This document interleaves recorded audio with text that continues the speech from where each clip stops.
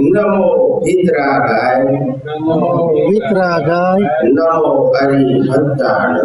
नमो अरिहंताणम नमो सिद्धाणम नमो आयरियाणम नमो वज्रायाणम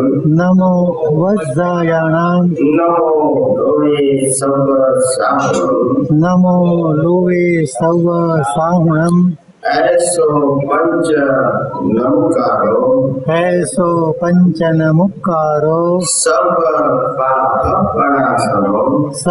पावपणासनो मंगलानं च सव्वेसिं परमं हवै मंगलम। ओम नमो भगवते वासुदेवाय ओम नमो भगवते वासुदेवाय ओम नमः शिवाय जय सच्चिदानंद प्रत्यक्ष दादा भगवानी साक्षी वर्तमाने महाविद्य क्षेत्र में विचरता तीर्थंकर भगवान श्री सिमंदर स्वामी ने अत्यधिक भक्तिपूर्वक नमस्कार करो छो। वात्सल्य मूर्ति श्री राधा भगवान ने अत्यंत भक्तिपूर्वक नमस्कार करो छो। 33 कोटि देवी देवताओं ने अत्यंत भक्तिपूर्वक नमस्कार करो छो। वितराग शासन देव देवियों ने अत्यंत भक्तिपूर्वक नमस्कार करो छो। निष्पक्षपाती शासन देव देवियों ने अत्यंत भक्तिपूर्वक नमस्कार करो छो। आ क्षेत्रना रक्षक देवी देवताओं ने अत्यंत भक्तिपूर्वक नमस्कार करो छो। आखा ब्रह्मांडना जीव मात्रना देव स्वरूप ने अत्यंत भक्तिपूर्वक नमस्कार करो छो। जगत भरना संत पुरुषों योग जगत भरना सत्पुरुषों योग અને પ્રગટ જ્ઞાની પુરુષ દાદા ભગવાન યોગ સમસ્ત વિશ્વનું કલ્યાણ કરો કલ્યાણ કરો કલ્યાણ કરો।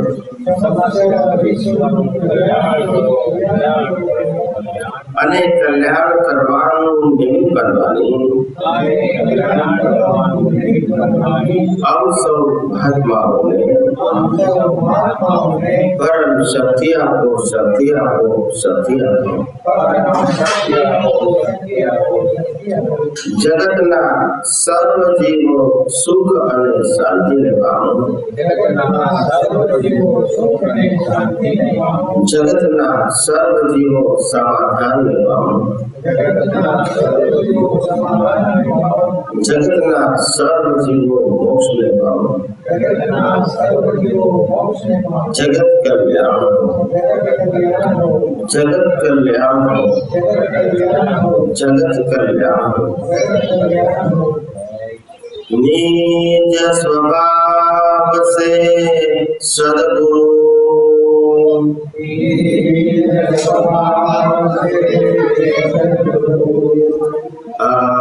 गुरु नभो सर्वज्ञ है।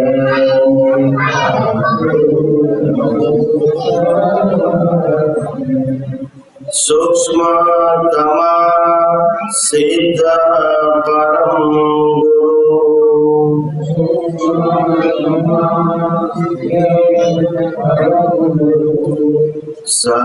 सत्यं निश्चयवन्ते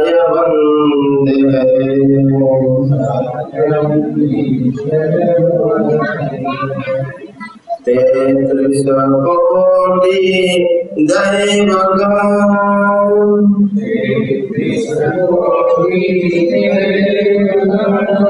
विश्वहितार्थे स्वागतम्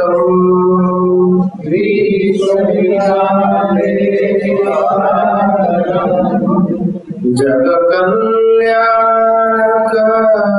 यज्ञ में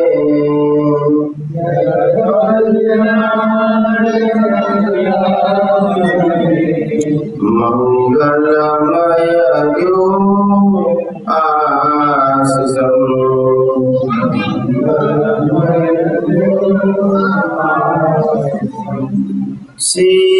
सिद्धस्वरूपे मूर्तम्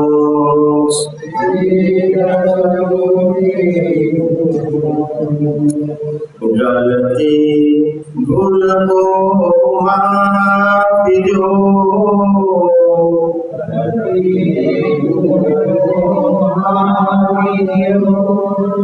व्यवहार सद्बुद्धि हो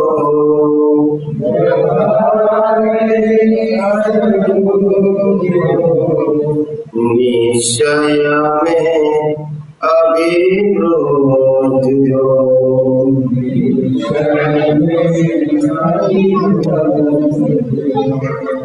निश्चय में अभिवृद्धि हो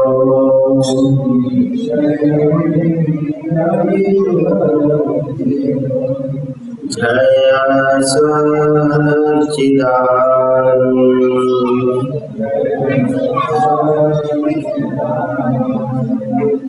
जय सच्चिदानंद जय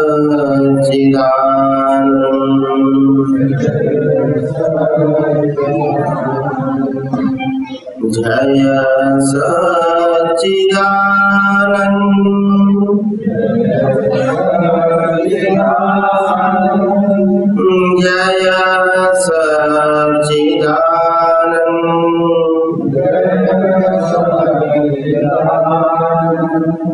जय सच्चिदानंद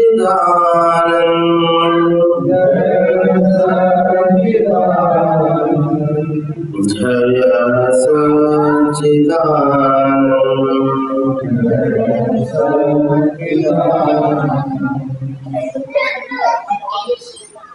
जय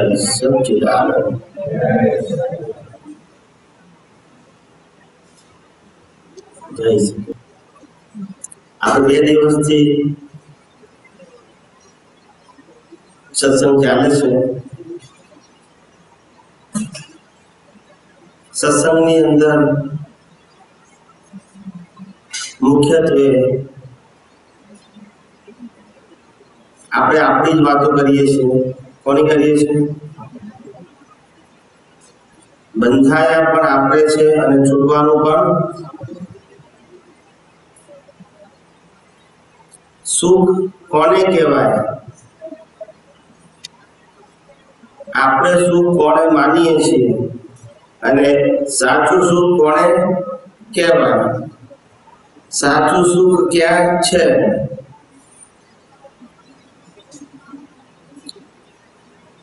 साचुं सुख मेळववाना उपाय प्रारब्ध अने पुरुषार्थ मन वचन काया पर छे अने पराधीन छे आ बधी वातो आपणे गई काले अने परम दिवसना सत्संगमां विगतवार करी दीधुं बराबर छे।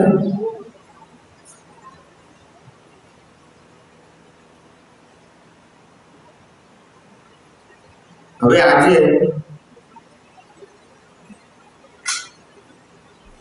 અત્યારે તો 7 વાગ્યાનો આરતીનો ટાઈમ થશે એટલે 15 મિનિટનો સમય છે આપણી પાસે વચ્ચે કોઈને કઈ પ્રશ્ન પૂછવા હોય તો પૂછો। જીવન જીવવા માટે હવા પાણી અને ખોરાકની જરૂર છે। શેના માટે? જીવન એ ત્રણેય વસ્તુ કુદરત આપે છે. કોણ આપે છે? અને ત્રણમાંથી એક પણ વસ્તુ ના મળે તો આપણે જીવી શકીએ?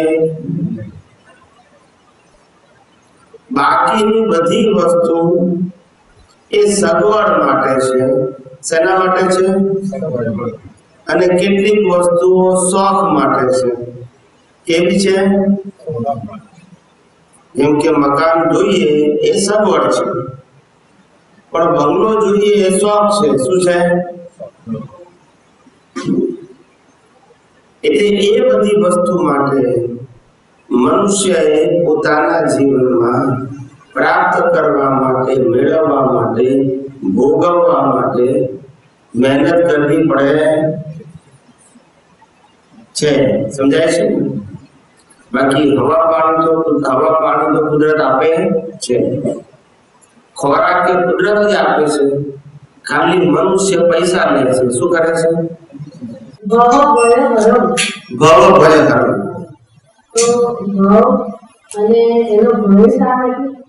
અને ભય ભગવાન આપણો ભય ભરે એના માટે આપણે શું કરવું જોઈએ? ભાવ ભય હરે. ભય છે, ભાવનો ભય. શેનો ભય? ભાવ એટલે નવો જન્મ લેવો એને ભાવ કહેવાય. શું કહેવાય? અને ભાવનો ભય છે એટલે કે આપણે આપણા જીવનની અંદર અજ્ઞાનતાએ કરીને, મોહે કરીને, રાગ દ્વેષે કરીને, ક્રોધ માન માયા લોભે કરીને, માલિકીપણું અને કર્તાપણું કરીને જે કંઈ કર્મ બાંધીએ છીએ એના આધારે કુદરત નવો જન્મ આપણને આપે છે. ને એ નવો જન્મ એ ભોગવવા માટે આપે છે. શેના માટે આપે છે? સુખ અને દુઃખ ભોગવવા માટે આપે છે. હવે ભય શેનો છે? તો કે જન્મ્યા પછી મરવાનો ભય. શેનો ભય? અપમાનનો ભય. વસ્તુ પ્રાપ્ત કર્યા પછી લઈ લેવાનો ભય, જતી રહેવાનો ભય, પોતાનું સ્વજન જતું રહે એનો ભય, ભવિષ્યમાં મારું શું થશે એનો ભય, બાળપણ પછી યુવાની આવે, બાળપણ પછી જુવાની આવે, અને જવાનીનું નામ છે જવાની. રહેવાની પણ એનો ભય તો હોય ને કે ગળપણ આવે તો શું થશે. એમ માણસને પોતાના કર્મના ભોગવટા માટેના જે સંજોગો પ્રાપ્ત થાય છે એ પ્રાપ્ત થયેલા ગમતા સંજોગો જતો રહેવાનો ભય. કયા સંજોગો? ગમતા સંજોગો. સમજાય છે? પછી એ વ્યક્તિ હોય, વસ્તુ હોય, પોતાનું માન હોય, સ્વમાન હોય, સંપત્તિ હોય, આ બધી વસ્તુ જતી રહેવાનો ભય. એટલે પહેલો ભાવનો ભય છે, પછી સાધનોનો ભય છે, પછી સંપત્તિનો ભય છે, પછી સંબંધોનો ભય છે, અને છેલ્લે મરવાનો ભય છે. પણ આ બધા ભયોનું કારણ અજ્ઞાનતા છે. શું છે? પોતે જ્યાં સુધી દેહધારી અને નામધારી છે ત્યાં સુધી બધા ભય ટકેલા છે. અને પોતાને જ્ઞાન અને ભાન થાય કે હું શરીરથી જુદો એવો શુદ્ધ આત્મા છું, હું અવિનાશી છું, અને હું તમામ પ્રકારના મન વચન કાયાથી ભોગવાતા કર્મોથી સર્વથા મુક્ત છું, અને જે કર્મ ભોગવવા માટેની જે સત્તા છે કુદરત, એ મને એટલે કે આત્માને કશું કરી શકતી નથી. આવું જેને જ્ઞાન અને ભાન થાય અને આ ભાન એને જીવતું રહે તો ભવ અને ભય બે ખલાસ થઈ જાય. સમજાય છે? ટૂંકમાં અજ્ઞાન જાય તો ભવ ને ભય ખલાસ થાય. અજ્ઞાન હોય ત્યાં સુધી જન્મ મરણ પણ છે અને ભય પણ છે. કુદરત એવું કે છે, હું કોઈ પણ વસ્તુ કોઈ પણ વ્યક્તિને કાયમ માટે આપતી નથી. વ્યક્તિ છે એ આવીને ચાલી જવાની છે, વસ્તુ છે એ પણ આવીને ચાલી જવાનું છે, સંપત્તિ છે એ પણ આવીને, સંજોગો પણ આવીને, અને આ શરીર પણ આવીને, એનો સ્વભાવ છે. શું છે? પણ તને મોહને કારણે આવે છે ત્યારે ગમે છે અને જાય છે ત્યારે દુઃખ થાય છે. પણ ખરેખર જે આવે અને જાય છે એ તું છું નહીં, તારો સ્વભાવ નથી, એ ફક્ત કર્મનો ભોગવટો છે. સમજાય છે? એટલે સાચું જ્ઞાન થાય તો ભવ અને ભય બે મટી જાય. સમજાય? દાદા ભગવાને નવો કર્મો આપી છે. હવે નવો કર્મો આપણે જોઈએ તો એનું બેનિફિટ થાય કે ભાવમાં રાખવામાં.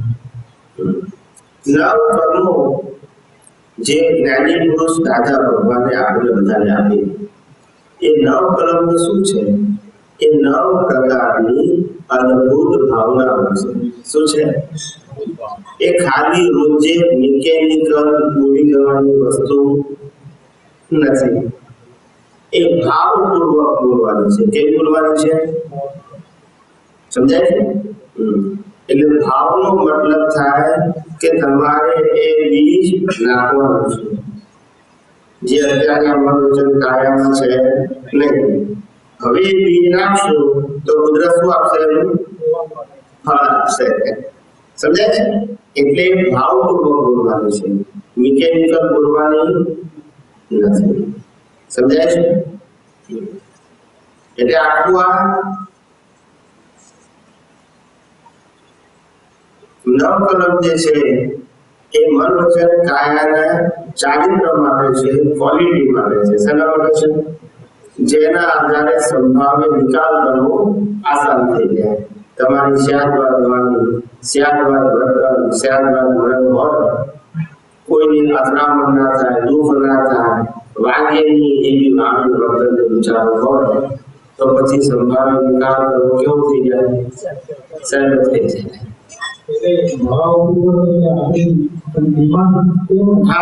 આપણે બીજ નાખવાના છે. અત્યારે એવા મનોચન કાયા છે નહીં. અત્યારે તો અથડામણ થઈ જાય છે, વિચારો ના ગમતા આવે, વાણી ના ગમતી બોલવી પડે અથવા સાંભળવી પડે, વર્તન પણ ના ગમતું કરવું પડે. આ બધી વસ્તુ અત્યારે ક્વોલિટીમાં છે નહીં. એટલે એવી ક્વોલિટીના ભાવ કરવાના છે જેના આધારે નેક્સ્ટ બર્થમાં એ પ્રમાણેના કુદરત સંજોગો આવે અને એ સંજોગોથી સંભાવ્ય નિકાલ કરવો આસાન થઈ જાય. એટલે આપણા બુદ્ધિના આશયમાં એવું ઓળખીએ કે આનું ડિમાન્ડ કરવું છે. હા, એટલે કીધું કે ભાવપૂર્વક એકાકારથી બોલવાનું, છૂટા રહીને નહીં, તન્વ્યાકારથી બોલવાનું. છૂટા સે નથી રહેવાનું. આ મન વચન કાયા જે ઉકેલે છે, બુદ્ધિ ચિત્ત ને અહંકાર જે ઉકેલે છે, એનાથી કેવા રહેવાનું છે? છૂટા રહેવાનું છે. પણ જે વસ્તુની તમારે જરૂર છે એમાં શું થવાનું છે? તન્વ્યાકાર. બીજ નાખવાનું છે. આગળ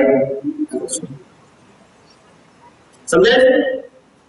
જે વસ્તુની ડિમાન્ડ છે એમાં એકાકાર થવાનું તો જ બીજ પડે ને. કોઈ પણ બીજ કઈ રીતે પડે? તન્વ્યાકાર થઈએ તો બીજ પડે, ને છૂટા રહીએ તો પરિણામ ઓગળી જાય, નવું બીજ પડે નહીં. આ સીધો સાધો સિદ્ધાંત. સમજાય છે? કોઈ પણ પ્રકારની મન વચન કાયાની અવસ્થામાં છૂટા રહીએ તો એ કર્મ ઓગળી જાય, અને કોઈ પણ મન વચન કાયાની અવસ્થાની અંદર તન્વ્યાકાર થઈએ તો બીજ પડે. સમજાય છે? એટલે જે વસ્તુની જરૂર છે એમાં તન્વ્યાકાર થવાનું, ભાવ સાથે. કેવું? મિકેનિકલ નહીં. એટલે નવ કલમ બોલતી વખતે આપણે એકાકાર થઈને બોલવાની છે, કારણ કે આપણે એ વસ્તુની જરૂર છે. એ વખતે સુપરફ્લુઅસ બોલવાની નથી. આજે આપણે લોકો બધા વિધિ કરતા હોય ને એમાં એવું હોય કે એવડી રીતે કરતા હોય કે મિકેનિકલ જેવું નથી. આટલું બધું બરાબર છે, પણ આ નવ કલમ ખાસ થાય. એટલે એનો હેતુ એ જે મિકેનિકલ થઈ જાય એટલે હેતુ એ બસ તમને જે લાભ મળવો જોઈએ તે ના મળે. ખાલી જે હું બોલ્યો એનો મિનિમમ લાભ થાય. શું થાય? નારી પુરુષની આગળ પાડીને આપણે એટલે મિનિમમ લાભ થાય, અને સમજી અને એકાકાર થઈને બોલે તો મેક્સિમમ લાભ થાય. આ પછી એમાં જે બોલે એમાં જે વાક્ય હોય એ બે રીતે હોય. એક તો મારે આ જોઈએ અને મારે આવું ન જોઈએ, રાઈટ? એ એક જ વસ્તુ મારે જે જોઈતી હોય કે આવું જોઈએ પણ આવું ના જોઈએ, રાઈટ?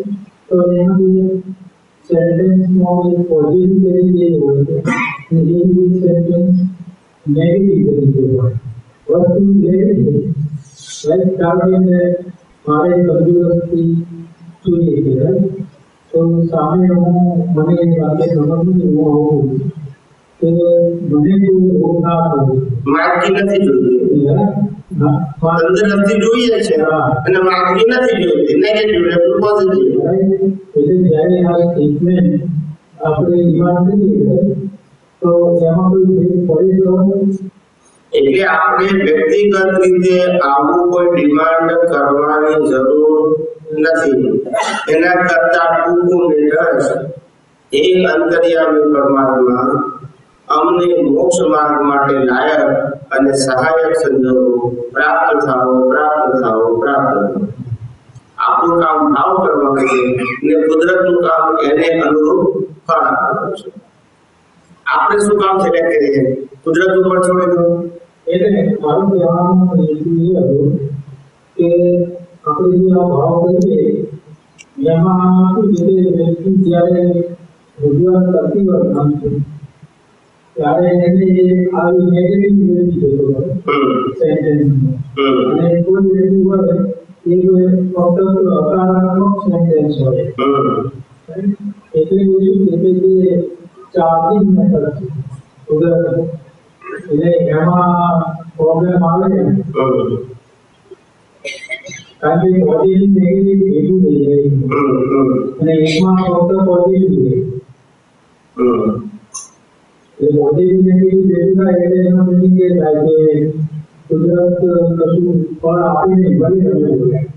એટલે પોઝિટિવ વાળામાં પોઝિટિવ ફળ આપે, નેગેટિવ વાળામાં નેગેટિવ આપે. આપણે પોઝિટિવ નેગેટિવ બેથી મુક્ત થવું છે. અને બીજી વાત સેન્ટેન્સ હોય તો પોઝિટિવ નેગેટિવ એ વ્યવહાર સત્ય છે. શું છે? વ્યવહાર સત્ય. ખ્યાલ આવે છે ને? તમને જે ગમે બીજાને ના ગમે, અને બીજાને ગમે તમને ના ગમે. એટલે આ વ્યવહાર સત્ય છે. એ દરેકનું કેવું હોય? અલગ અલગ. એક કે છે મને મંદિરમાં જવું ગમે, બીજો કે છે મને થિયેટરમાં જવું ગમે. હવે બધાનું સત્ય કેવું છે? જુદું જુદું છે. એક કે છે મને ઘરનું ખાવું ગમે, એક કે છે મને હોટલનું ખાવું ગમે. એટલે આમાંથી એટલે વ્યવહાર સત્ય બધાનું જુદું જુદું હોય, અને સનાતન સત્ય જાણીએ તો એ એક જ હોય. પણ વ્યવહાર સત્ય કેવું હોય? એટલે વ્યવહાર સત્ય એ દ્વંદ્વ વાળું છે. કેવું છે? અને સનાતન સત્ય એ નિર્દ્વંદ છે. દ્વંદ્વ છે. હા, સ્વામી તમે હમણાં જે વાત કરી એ અંતર્યામી પરમાત્મા અમને મોક્ષ માટે લાયક અને સહાયક સંજોગો પ્રાપ્ત થાય. તો આપણે કુદરતને કહેવાનું કે પરમાત્માને કહેવાનું? પરમાત્માને કહીએ તો જ કુદરત ફળ આપે. કુદરતને નહીં બોલવાનું. પરમાત્મા વગર કેસેટ વાગે તો કર્મ ના બંધાય. શું કીધું? આ જળ કેસેટ વાગે ને તો કર્મ ના બંધાય. અંદર પરમાત્મા છે એટલે જ કર્મ બંધાય, અને પરમાત્મા છે એટલે જ કર્મ ભોગવાય. નહીં તો કુદરત ફળ આપતી નથી. અંદર સુપ્રીમ પાવર ચેતન બેઠો છે અંદર. કોણ બેઠો છે? એની હાજરીમાં તમે બાંધેલું કર્મ, તમે કરેલા ભાવ, એનું રિઝલ્ટ કુદરતને આપવું પડે છે. તો એટલે આપણે બોલવાનું અંદર પરમાત્માને કહેવાનું છે, કુદરતને બોલવાનું. ના, કુદરતને કહેવું તો કહેવાય, પણ અંતર્યામી પરમાત્માને કહેવું સારું. પણ એના થ્રુ જ કર્મને ચાર્જિંગ મળે છે. શું મળે છે? એનું કામ રિઝલ્ટ આપવાનું છે. શું આપવાનું છે? આત્માની હાજરી વગર કર્મ બંધાય નહીં, અને આત્માની હાજરી વગર કર્મ ભોગવાય. આ મન વચન કાયા એ કર્મ ભોગવવાનું સાધન છે, અને કર્મ પતી જાય એટલે સાધનને બાળી નાખવાનું. આપણે બળીએ નહીં. આપણે બળી જઈએ તો પછી પુનર્જન્મ કોણ થાય? આપણે એનાથી જુદા છે, પણ અજ્ઞાનતાએ કરીને આપણને એવું લાગે છે કે હું ભગવાનને ભાવ કરું. પણ ભાઈ, ભગવાન તો અંદર છે, પેલા માનેલા ભગવાન છે, જે બધાને કેવા છે? જુદા જુદા છે. અને અંદર ભગવાન બધાને કેવા છે? એક જ સરખા. એ ના હોય તો કોઈ કર્મ બંધાય પણ નહીં. આ ના હોય તો કર્મ ભોગવાય પણ. મરદાને બાળી નાખીએ તો કર્મ ના ભોગવાય. અને મરદા પાસે લાખ રૂપિયા આપીએ, લાખ રૂપિયા મૂકી દઈએ તો એને આનંદ થાય? સમજાય છે? એટલે અંદર આત્મા છે તો જ કર્મ બંધાય છે, અને આત્મા છે તો જ કર્મ ભોગવાય છે. શક્તિ માગવાની કે ભાવ કરવાનો અંદર એ તો આપણને જ્યાં સુધી પોતાને પોતાના મૂળ સ્વરૂપ ઉપર વિશ્વાસ ન હોય ત્યારે ભગવાન કે ગુરુ પાસે પ્રાર્થના કરવી. શું કીધું? એને પરોક્ષ ભક્તિ કહેવાય. શું કહેવાય? અને પોતાના આત્મા પાસે માંગવું એ પ્રત્યક્ષ ભક્તિ છે. શું છે? આપણે ભાવના અંદર પરમાત્મા પાસે કરવી, કુદરત પાસે કરવી. ત્યાં સુધી કુદરત પાસે ભાવના કરવી. કુદરત તમને મોક્ષ માર્ગ લાયક કે સહાયક છે આપશે. એટલે કુદરત ઉકેલે છે, કારણ કુદરત કઈ માગતા હતા. વાત કરી કે અંતર્યામી પરમાત્માને કહેવાનું કે ઉકેલે છે કુદરત, સ્થાપના કરવી અંતર્યામી પરમાત્મા પાસે. તો ખરેખર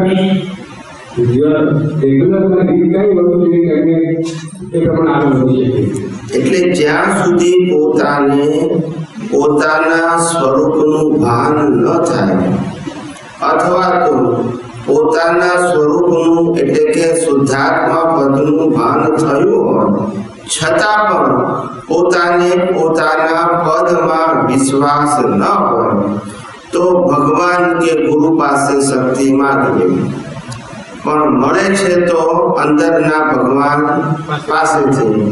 પણ શ્રદ્ધા જ્યાં હોય ત્યાંથી શક્તિ માંગવી. પણ મળે છે શેના આધારે? અંદર જીવતા પરમાત્મા છે, એટલે જ આપણા બધા ભાવ કર્મ ચાર્જ થાય છે. શું થાય છે? આપણે જેવું બોલીએ એવું કેસેટ બોલે તો કર્મ ચાર્જ ના થાય, કારણ કે અંદર આત્મા નથી. આપણે જેવું બોલીએ એવું બોલે તોય ના થાય.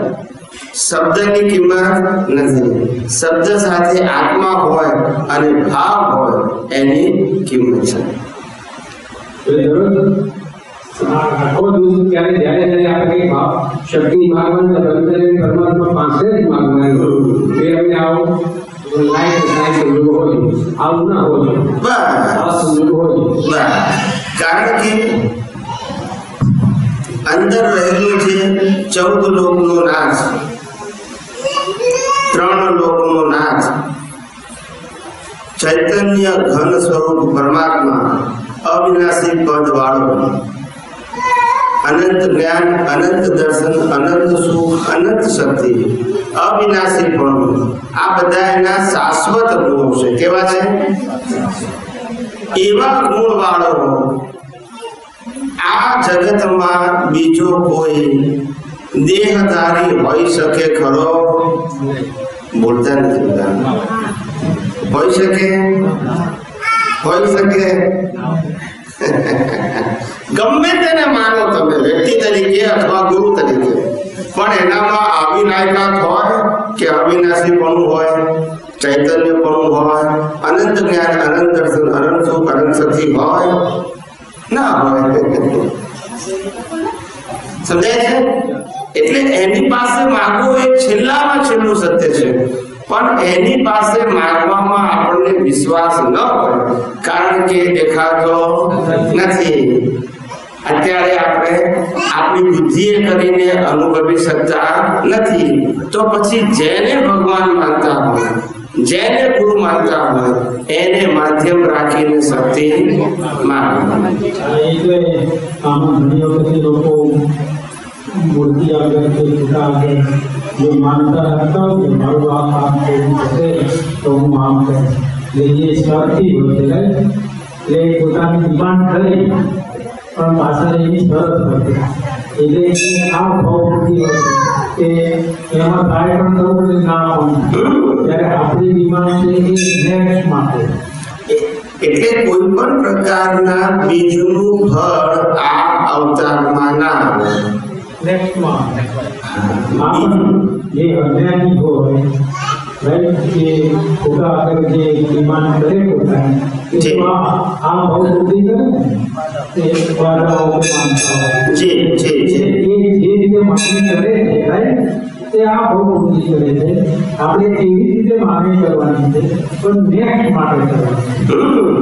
કારણ કે આ ભાવનું જે આખું મન વચન કાયાથી ચાલતું જીવન, શ્વાસોશ્વાસથી ચાલતું જીવન, જન્મ અને મરણ વચ્ચે ચાલતું જીવન, એ જન્મ્યા પહેલા જ સુનિશ્ચિત થઈ ગયું છે આપણા જ ગયા અવતારના કર્મથી. એમાં ફેરફાર કરવાનું સામર્થ્ય રામકૃષ્ણ મહાવીરમાં પણ નતું, નહીતર એમને ભોગવટો આવે નહીં. માટે આ જીવનમાં આજે ભાવ કરીએ ને આજે ફળ આવે એવું બને નહીં. એટલે એક ભાઈ બુદ્ધિશાળી હતા, ભણેલા ગણેલા હતા, ચાર્ટર્ડ એકાઉન્ટન્ટ હતા. એને ઘણા ટાઈમ પહેલા પ્રશ્ન પૂછેલો કે સ્વામીજી, અત્યારે હું પુરુષાર્થ કરું એનું ફળ અત્યારે કેમ ના મળે, અથવા તો આજે ભાવ કરું એનું ફળ આ ભાવમાં કેમ ના મળે? ત્યારે મેં એને સમજાવ્યું કે આપણું જીવન જે છે એ જીવનમાં ભોગવવાના જે કર્મો છે પાપ અને પુણ્યના, એ ભોગવવાના કર્મો માટે જેટલા શ્વાસોશ્વાસ જોઈએ છે એટલા શ્વાસોશ્વાસ કુદરતે આપણને જન્મતાની સાથે આપેલા છે. અને બધા શ્વાસોશ્વાસનો સરવાળો, કર્મના ભોગવટાના શ્વાસોશ્વાસનો સરવાળો, એનું નામ આયુષ્ય કર્મ. એ આપણે જન્મતાની સાથે લઈને આવ્યા છે. હવે આજે હું કોઈ ભાવ કરું, કર્મ કરું, તો એને ભોગવવા માટે શ્વાસ ક્યાંથી લાવવો? ના સમજાય. શ્વાસ બધે કારણ કે નક્કી થઈ ગયું છે. પછી જન્મથી મોત સુધીનું છેલ્લા શ્વાસ સુધીનું જીવન જન્મ્યા પહેલા નક્કી થઈ ગયું છે. હવે એમાં વધારો કઈ રીતે થાય? સમજાય છે? એટલે આપણે આ અવતારમાં કરેલો ભાવ અથવા આ અવતારમાં કરેલું કર્મ, એનું ફળ આ અવતારમાં મળતું. સમજાય છે? પણ તમને બીજી એક વ્યાખ્યા કહું. ઘણા બધા અહીંયા ગૂંચવાય છે. સામાન્ય જીવોને એવું ખબર નથી કે કયા ભાવો પરિણામ સ્વરૂપ છે અને કયા ભાવો પુરુષાર્થ સ્વરૂપ છે. એની લાઈન ઓફ ડિમાર્કેશન કોઈ શાસ્ત્રમાં લખેલી નથી, પણ હું આજે તમને કહું છું. જે ભાવોનું ફળ, બિલકુલ ધ્યાનથી સાંભળજો, હું ડેફિનેશન આપું છું. શું આપું છું? સૈદ્ધાંતિક પરિભાષા. કેવી? શ્રદ્ધાની નહીં, સૈદ્ધાંતિક. પ્રાપ્ત મન વચન કાયાથી આ ભાવમાં ભોગવવા માટેના જે ભાવો કરીએ છીએ. કયા ભાવમાં?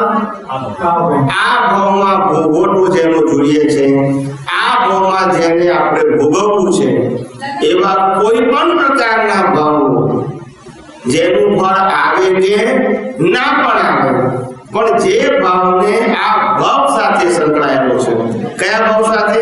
આ ભાવ સાથે, એ બધા જ ભાવો એ ડિસ્ચાર્જ ભાવ છે. એટલે આ ભાવ સાથે જે જ્ઞાનવાળા ભાવો, પછી એ પરિણામ આવે કે ના આવે, પણ જે ભાવનું પરિણામ આ ભાવમાં ઈચ્છીએ છે, કયા ભાવમાં? હા, એ બધા ભાવો એ પરિણામ વાળા ભાવો. આ એટલે મનોરંજન કારણનું વિચાર પરિણામ છે. આપણને લાગે કે ભાવ કરીએ એટલે કે જે ભાવ આપણે આ ભાવમાં, દાખલા તરીકે તમે અત્યારે નોકરી કરો છો, તમે એવો ભાવ કર્યો કે હું આ ભાવમાં મિલિયનર થઉં, તો એ ડિસ્ચાર્જ ભાવ છે. પછી થાવ કે ના થાવ એ પાપ પુણ્યનો ખેલ છે, પણ તમારે મિલિયનર ભાવ કરો છો ત્યારે સબ્જેક્ટ શું છે કે આ ભાવનો કે નેક્સ્ટ ભાવનો? આ ભાવનો, માટે ડિસ્ચાર્જ ભાવ છે. પછી પરિણામ આવે કે ના આવે, અને જે ભાવનું ફળ આ ભાવમાં નથી ઈચ્છતા એ બધા ચાર્જ ભાવ. દાખલો આપું છું, આપણે ઝૂંપડીમાં જન્મ્યા, ગરીબ મા બાપના ઘેર જન્મ્યા, આપણને લાગ્યું કે ખરેખર મા બાપ જો સારા હોય, રહેવાની સગવડ બધી સારી હોય, જન્મતાની સાથે સંસ્કાર સારા હોય તો એ સારું કહેવાય. પણ હવે એમાં ફેરફાર થાય, પણ મા બાપ આવા હોવા જોઈએ, રહેવાનું ઘર આવું હોવું જોઈએ, મારો જન્મજાત ધર્મ આવો હોવો જોઈએ, આ બધા અત્યારે ભાવ કરો એ કયા ભાવ માટે? એટલે એને શું કહેવાય? ચાર્જ ભાવ. આજે તમે ભણ્યા નથી, એસએસસી ભણીને ઉઠી ગયા, પછી આજે નોકરી શરૂ કરી નાખી, બહુ મજૂરી કરી, ઘર ચલાવ્યું તમે, પછી 40, 50, 60 વર્ષે ખ્યાલ આવે કે જો ભણ્યા હોત ને તો આટલી મજૂરી ના કરવી પડે, માટે સારું ભણવું જોઈએ. એ કયા ભાવના? કયા ભાવમાં? જેને આ ભાવ સાથે લેવા દેવા, એટલે જે ભાવને આ ભાવ સાથે લેવા દેવા નથી એ બધા કયા ભાવ કહેવાય?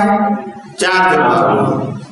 માણસ નોકરી કરતો હોય અને એને લાગે કે નોકરી કરી આખી જિંદગી, એને પૈસા બી કમાયા, ઘર બી ચલાવ્યું, પણ આખી જિંદગી ગુલામી કરવી પડે.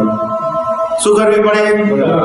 તે 50, 60 વર્ષ પછી નક્કી કરે કે હવે એના કરતા ધંધો હોત તો સારું. આપણે શું કીધું? તો આ જ્યાં જોવું હોય ત્યાં હરીફરી શકીએ આપણે, દુકાનમાં માણસ મૂકીને, પણ નોકરીમાં તો રજા ના આપે તો ના જવાય, ક્યાં તો કાઢી મૂકે, કાલથી ના આવશો, શું કરવાનું? સમજાય છે ને?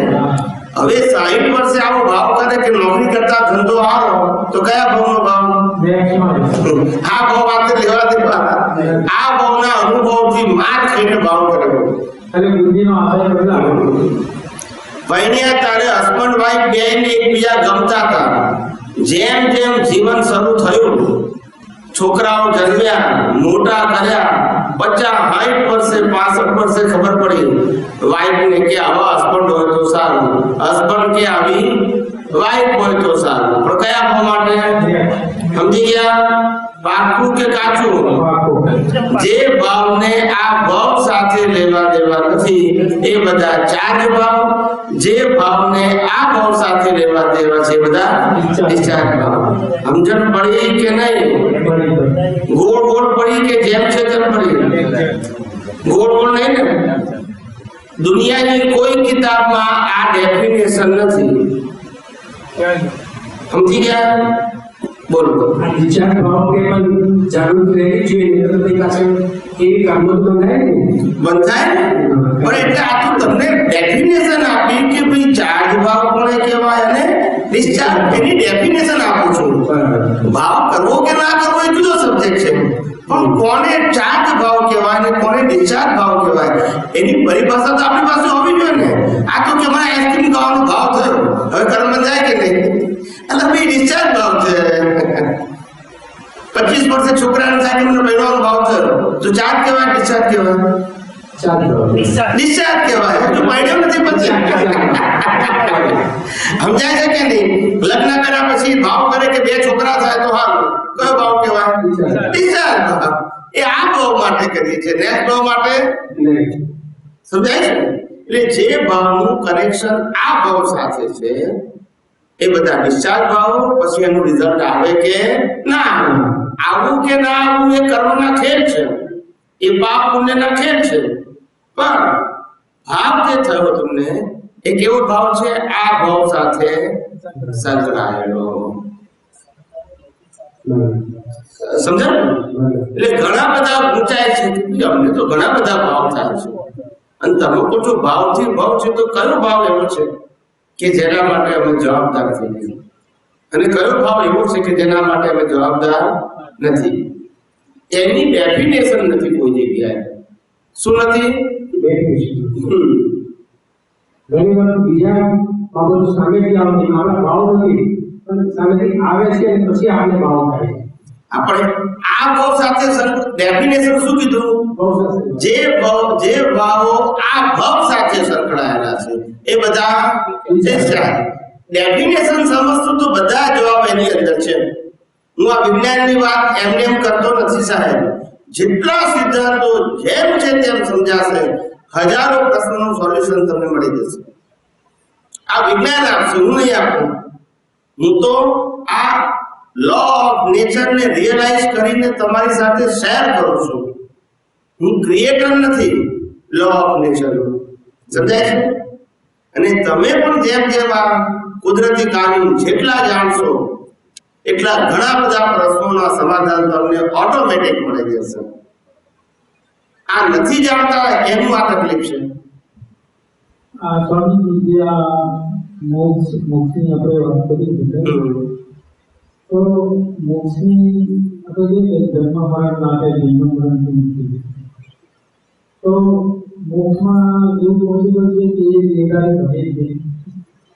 મોક્ષમાં ધારો કે વ્યક્તિ મોક્ષમાં જાય એ પરિણામ છે, એટલે એને જે આવે છે એને જે આવે છે તો મનોવચન કાયથી મુક્ત રહેતો હોય એવું છે. શું પ્રશ્ન શું છે? એ મારો પ્રશ્ન એવો છે કે એમાં ઘણા બધા એવું સમજતા હોય કે એનર્જી હોય રાઈટ,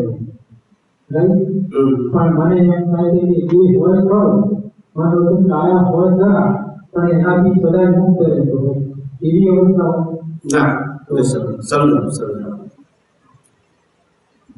જે હું કોણ છું એનું જેને જ્ઞાન પ્રાપ્ત થયું, અનુભવ થયો, આ જગત કયા સિદ્ધાંતો પર ચાલે છે એનું પણ જેને દર્શન થયું, હું કોણ છું એ જ્ઞાન, અને આ જગત કયા આધારે ચાલે છે સિદ્ધાંતો, એને દર્શન કહેવાય. શું કહેવાય?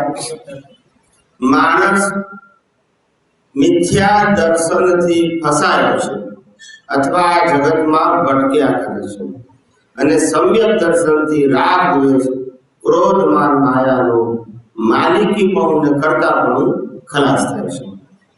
હવે જેને તમામ પ્રકારનું અજ્ઞાન ખલાસ થઈ જાય એનું નામ કેવળ દર્શન. સમજાય છે? હવે જેને કેવળ દર્શન થયું એને કેવળ જ્ઞાનનું બીજ ઓટોમેટિક છે.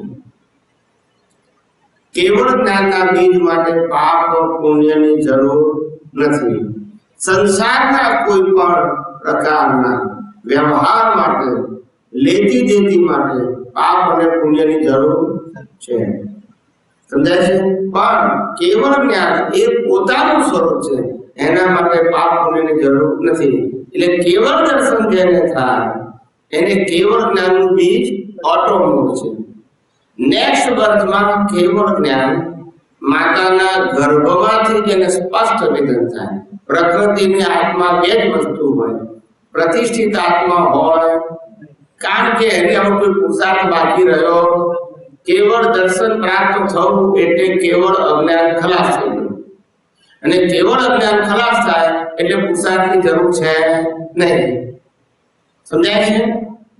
આધ્યાત્મ માર્ગનો પુરુષાર્થ એટલે કેવળ અજ્ઞાનને નાશ કરવો. શું કીધું? અજ્ઞાનનો નાશ. અજ્ઞાનનો નાશ એનું નામ જ કેવળ. અજ્ઞાન એટલે મૂળ તો તમામ પ્રકારનું અજ્ઞાન, તમામ પ્રકારનું ત્યાં દુનિયાના સિદ્ધાંતોનું જ્ઞાન થાય હા, એટલે અજ્ઞાન ખલાસ થઈ ગયું. એવી રીતે ચાલે છે. હા, હવે છેલ્લો અર્થ જ્યારે હોય ત્યારે માતાના ગર્ભમાંથી એને સ્પષ્ટ વેદન હોય. આત્મા અને પ્રકૃતિ બે જ વસ્તુ હોય, પ્રતિષ્ઠિત આત્મા ના હોય. પ્રતિષ્ઠિત આત્મા જ્યાં સુધી અજ્ઞાન હોય ત્યાં સુધી હોય. અજ્ઞાન ખલાસ થાય પછી એનું અસ્તિત્વ ના હોય.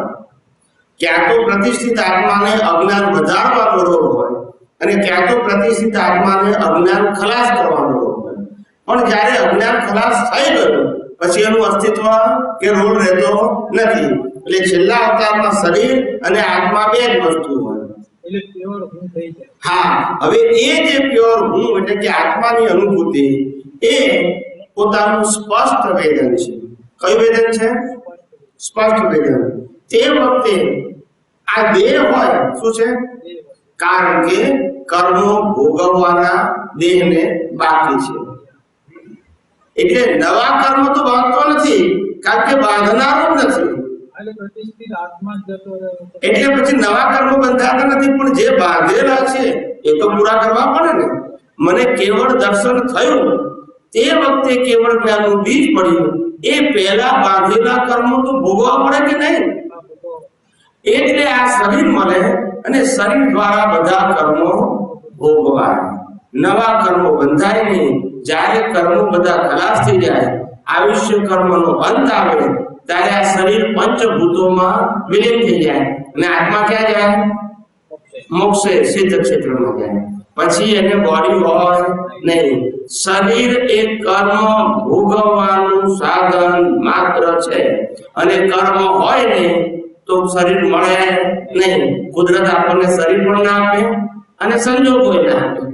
એટલે એનો મીનિંગ એ થયો કે કર્મ ના હોય માય એનો મીનિંગ એ કે પ્રતિષ્ઠિત આત્માનું કોઈ પણ કર્મ ના હોય એટલે આ જે ફિઝિકલ પરમાણુઓ છે એ એન્ટ્રેટ થઈને ભેગા ના થાય, મનોવચન થાય, નવા નવા ના થાય, બસ બાકી ભેગા થઈ જાય. અજ્ઞાન હોય ત્યાં સુધી થાય.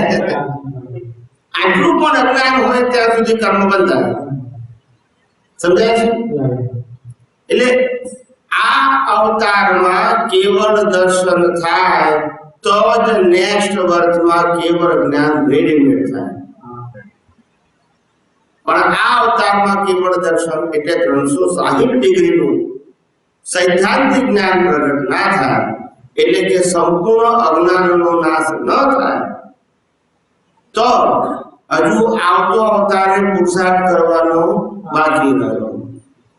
છેલ્લા અવતારમાં માતાના ગર્ભમાંથી સ્પષ્ટ વેદન એટલે કે આત્માનો સ્પષ્ટ અનુભવ હોય એટલે પ્રતિષ્ઠિત આત્માનું અસ્તિત્વ ના હોય.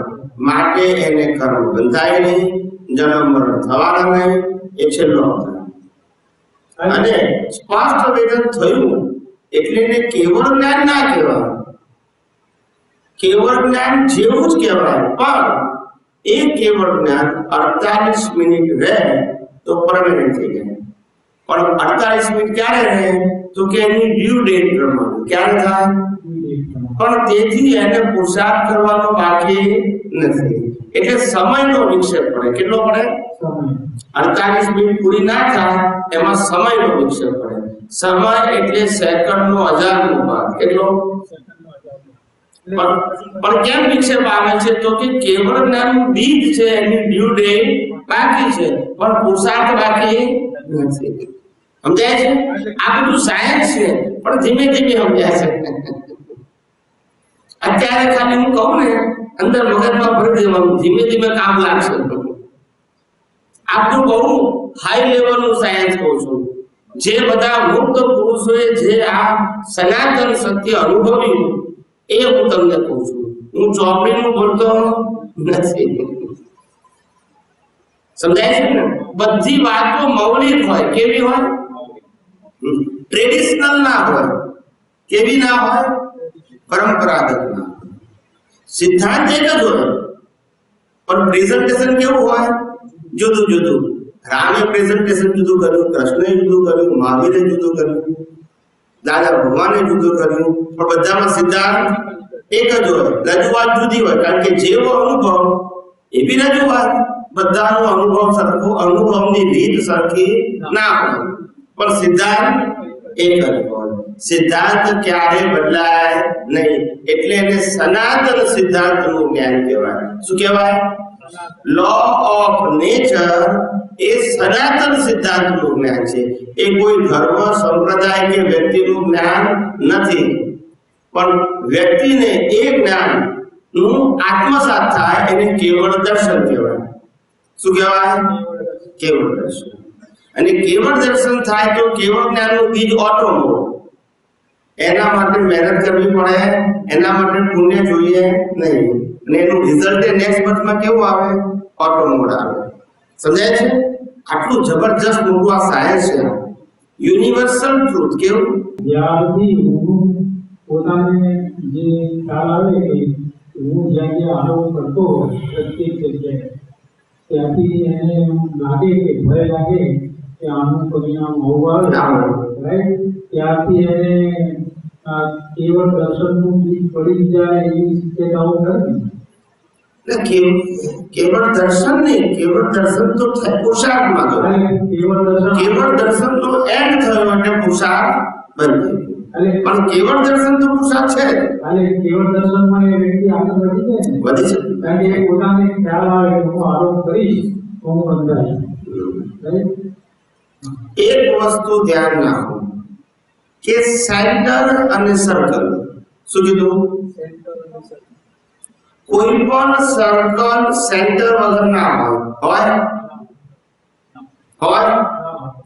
સેન્ટર એ શુદ્ધાત્મા ને સર્કલ એ રિલેટિવ સત્ય. એ રિલેટિવ સત્ય જેટલું પાવરફુલ છે ત્યાં સુધી ફરવાનું છે, અને સનાતન સત્ય એટલે સેન્ટર. પછી ફરવાનું. સમજાય છે?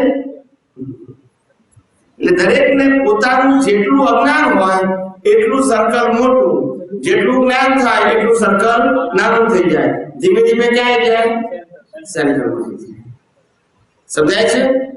સેન્ટર એટલે શુદ્ધાત્મા ને સર્કલ એટલે અવસ્થાઓ. બોલો. આપણે પહેલી સેશનમાં વાત કરી કે વિચારો આવે છે. તો ઘણી વખત કહેવાય છે કે ચારે દિશાઓથી આપણને સુંદર અને સારા વિચારો પ્રાપ્ત થાય. પણ ઘણી વખત એવું પણ કહેવાય છે કે જેવા વિચાર કરશો તેવા અનુભવ થવાય. પણ ઘણી વખતે એમ પણ કહેવાય છે કે મન જે છે આપણું એ મનસા ભૂત અને શંકા ઢાળવાનું. આપણે દાદા ભગવાને તો કહ્યું કે શંકા તો કરવી જોઈએ, બરાબર? ત્યાં ઘણી વખત આપણી બુદ્ધિ, મન અને વિચાર આમાં એની શું અસર હોય છે? તો કે છે જ્યાં સુધી અજ્ઞાન છે ત્યાં સુધી આપણે વિચાર કરીએ છીએ એવી ભ્રાંતિ રહે છે. શું રહે છે? અને ભ્રાંતિને કારણે વિચારોમાં ભળી જઈએ છીએ. એટલે સારા વિચારો આવે તો ભળી જઈએ, અને ખરાબ વિચારો આવે તો છૂટા રહીએ છીએ. સમજાય છે? ગમતા વિચાર આવે તો ભળી જઈએ, અને ના ગમતા આવે તો છૂટા રહીએ છીએ. પણ જ્ઞાની કે છે ગમતા અને ના ગમતા એ બંને વિચારો આવે છે જવા માટે, પણ તું એમાં રાગ દ્વેષ કરે છે. શું કરે છે? ગમતા વિચારોમાં તું રાગથી જોડાય છે, ના ગમતામાં તું દ્વેષથી જોડાય છે. સમજાય છે? રાગ કરો એટલે પણ પાછી એની વિચારધારા ઉત્પન્ન થાય, અને દ્વેષ કરો એટલે પણ વિચારધારા ઉત્પન્ન થાય, નેગેટિવ અને પોઝિટિવ. પણ જ્ઞાની કે છે ખરેખર તું વિચારોનું કરનાર છે નહીં. વિચારો તો તે વીટેલા છે ને અભિપ્રાય પ્રમાણે, એ સંજોગો પ્રમાણે ઉકલે છે. એટલે આવું અને જમવું એ વિચારોનો સ્વભાવ છે, અને મનમાં વિચારો આવે છે અને જાય છે. આપણે કરતા નથી. સમજાય છે? આપણે કરતા હો તો ખરાબ વિચાર કરીએ કહીએ પણ આપણે કરતા નથી. એટલે તો આપણે કહે છે મને ખરાબ વિચાર આવે છે, હું કરતો નથી, પણ શું કે છે આવે છે. સમજાય છે? આપણે કરતા હોય તો બોલીએ કે આવે છે. સમજાય છે ને? પણ આ તો સમજાતું નથી એટલે ગોળ ગોળ થઈ ગયું છે. આવે છે કે કરે છે ખબર પડતી નથી. ખરેખર આવે છે વિચાર. અજ્ઞાનતાથી એવું લાગે છે કે હું વિચાર કરું છું, એ અજ્ઞાનતા છે. અને વ્યવહાર ધર્મો છે એ બધા એમ જ કે સારા ભાવ કરો, સારા વિચાર કરો, સારી વાણી બોલો, સારા વર્તન કરો. એ બધી શુભ વસ્તુઓ છે. શું છે? એ શુભ વસ્તુઓ આજે બીજ પાડશો તો આવતીકાલે રિઝલ્ટ આવશે. એટલે બીજ માટે કહે છે. શેના માટે? આજના વિચારો, વાણી, વર્તન બદલવા માટે નહીં, પણ એ ધીમે ધીમે કાળક્રમે આ બધી વસ્તુ ખલાસ થઈ ગઈ. એટલે લોકોને એવું લાગ્યું કે હું આજે વિચાર બદલવા હોય તો બદલી શકું છું, આજે વાણી બદલવી હોય તો બદલી શકું છું, આજે વર્તન બદલવું હોય તો બદલી શકું છું, એવું લાગવા માંડ્યું લોકોને. સમજાય છે? એટલે અજ્ઞાન ઊભું થયું. અજ્ઞાન એટલે શુભાશુભ જ્ઞાન. ક્યારેક પોઝિટિવ આવે અને ક્યારેક નેગેટિવ આવે, ક્યારેક ધાર્યું થાય અને ક્યારેક ના થાય. જ્યારે ધાર્યું થાય તો કે મેં કર્યું, કોણે કર્યું? અને ધાર્યું ના થાય તો કોણે કહે? મારો મિત્ર આવો તો, મારો પાર્ટનર આવો તો, મારી વાઈફ આવી હતી, મારા છોકરા આવ્યા હતા, મારા પડોશી આવ્યા હતા. છેવટે કોઈ જીવતી વ્યક્તિ ના હોય તો કે મારે સ્ટાર સારનો કેમ કે નહીં બોલતા નથી. આવું કેમ કે નહીં? આવું છે. આવું કર્યું ત્યારે મેં કર્યું અને ઊંધું થયું ત્યારે કે આ તો લોકો કે ભગવાન રૂઠ્યા છે. આવું સાંભળ્યું કે નહીં? છોકરો જન્મે ને 2-4 વર્ષ તો મરી જાય તો શું કે લોકો કે આ દુનિયામાં ભગવાન જેવું છે નહીં. ક્યાં કોઈ ગુના વગર કે ભગવાને લઈ લીધો કે નહીં આવું. એટલે આ બધું અજ્ઞાન છે. શું છે? સાચું જ્ઞાન. આનાથી નવા કર્મો બંધાય છે પણ એ ખબર પડતી નથી. અને જયારે ભોગવટો આવે છે, એક ભાઈ મને પૂછતા હતા કે બધા દુઃખ આવે ત્યારે ભગવાન ઉપર કેમ આરોપ કરે છે? શું કે છે? કોઈ પણ દુઃખ આવે સહન ના થાય તેવું ત્યારે ભગવાન ઉપર કેમ આરોપ કરે છે? મેં કહું ભગવાનને ફાધર નથી, મધર નથી, પત્ની નથી, ભાઈ નથી, બેન નથી, એકલો છે એટલે બધા આરોપ કરે કે કઈ કરવાનો નથી. હમણાં કોઈ વ્યક્તિને કીધું હોત ને સપોર્ટ કરનાર આવે કે નહીં? ને ભગવાન કેવો છે? સ્વતંત્ર. સમજાય છે? એટલે એના ઉપર લોકો આરોપ કરે છે. એટલે અમે કહે નહીં ને આપણે તમે બોલો ભગવાન કે આમ કહેવાનો આવો કોર્ટમાં ના જાય. હા, પ્રતિકાર કરતો. આપણા ગુજરાતીમાં કહેવત છે હલકું લોહી અવાજદારનું. શું કે છે? કોઈ પણ ગુનો થાય કે અવાજદાર ગુનેગાર. આપણામાં કહેવત છે, ખબર છે? ગુજરાતીમાં કહેવત કઈ પણ ગુનો થાય જે તે એરિયામાં એટલે ઇન્સ્પેક્ટર શું કે ભાઈ આ અવાજદારનો ગુનો છે, એને બરાબર ડ્યુટી બજાય નહીં. એટલે ભગવાન તો કશું કરતા નથી. ભગવાન કહે કે મારો મુખ્ય ભગવાન એટલે નહીં કે તો એનું કર્મ કેવું બંધાય? એને ભગવાન પ્રાપ્ત થવા માટેના સંજોગો વચ્ચે અંતર પડે. એટલે સાચા જ્ઞાની ભેગા થાય નહીં, અને જે ભેગા થાય એ બધા દોરા ધાગા વાળા ભેગા થાય. કેવા થાય? ના સમજાય. એ તમને લૂંટ્યા જ કરે. શું કરે? તમારી નાળ પારથી ગયા કે આની નબળાઈ છે એટલે શું કરે? લૂંટે. સમજાયું કે નહીં? બોલતા નથી બધા. ત્યાં તો પછી પેલા જ્યોતિષીઓ ભેગા થઈ જાય, વીંટીઓ વાળા. સમજાય છે કે નહીં? એવું. એટલે આ તો બધું સમજવા જેવું છે ભાઈ. બોલો. આપણે સામાન્ય રીતે એવું પૂછવામાં કે ગીતામાં બોલે છે આપણે શરીર જ બદલવાનું હોય છે, વસ્ત્ર બદલીએ છીએ, માણસ બદલીએ છીએ. વિઝ્યુઅલી એવું જોયું છે મોટે ભાગે કે માણસ કઈ એટલો ઇઝીલી જીવ છોડતો નથી. એટલો બધો બીમારી છે, હેરાન થાય છે, બીમાર છે, કેટલા થાય છે, આજુબાજુની હરાઈ નાખે છે. કેટલા રૂપિયાનો ખર્ચો થઈ જાય છે ડોક્ટરો પાસે એટલું સહેલું નથી લાગતું એવું લખેલું છે. તો ભગવાન કહે છે અમને સમજીએ એટલે આ બધા માંદગીમાં પૈસા વપરાય, ડોક્ટરો પાછળ પૈસા વપરાય, કોર્ટ પાછળ પૈસા વપરાય, સમજાય છે? અને બચેલા હોય બધા એ પાછા છોકરાઓ લઈ જાય ના હોય. એ બધા આપણા હકના નતા, પાપાનું બંધી પુણ્ય વાળા હતા. કેવા હતા? લક્ષ્મી ભેગી થઈ એટલે પુણ્ય, પણ પાપના બંધ વાળી એટલે ભોગવી શકાય. સમજી ગયા? એટલે એક વાક્ય સાંભળો કે ભોગવ્યું એ તમારું, ભેગું કર્યું એ બીજાનું. ના સમજાય?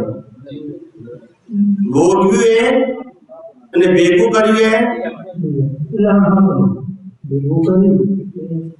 હકનું કે અહકનું, પણ ભેગું કર્યું એ બીજાનું અને ભોગવ્યું તે આપણું.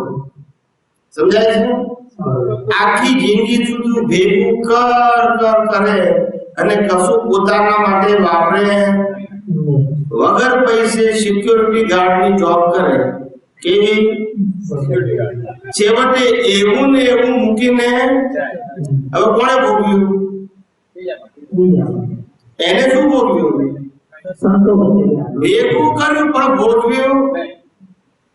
આ દુનિયા જે ભોગવે એની છે, ભેગું કરે બીજાની છે. સમજાય છે મારી વાત?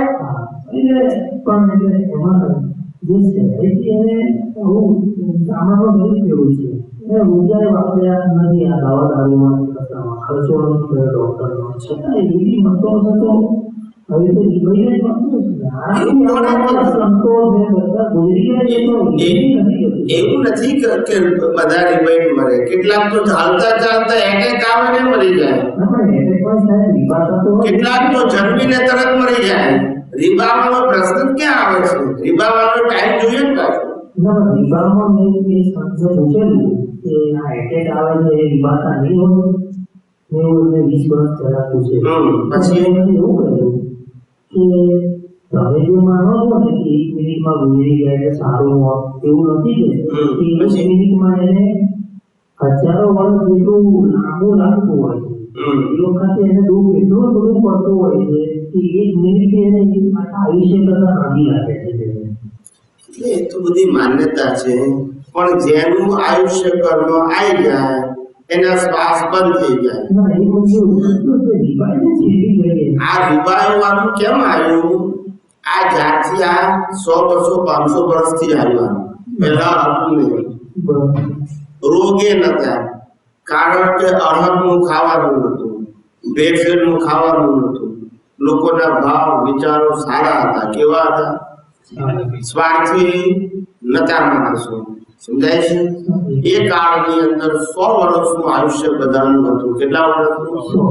અને નોર્મલ મરતા હતા, માંદગી હતી નહીં. સમજાય છે? મને સમજાય છે ને? માદા પડવું ને મરવું એવું હતું.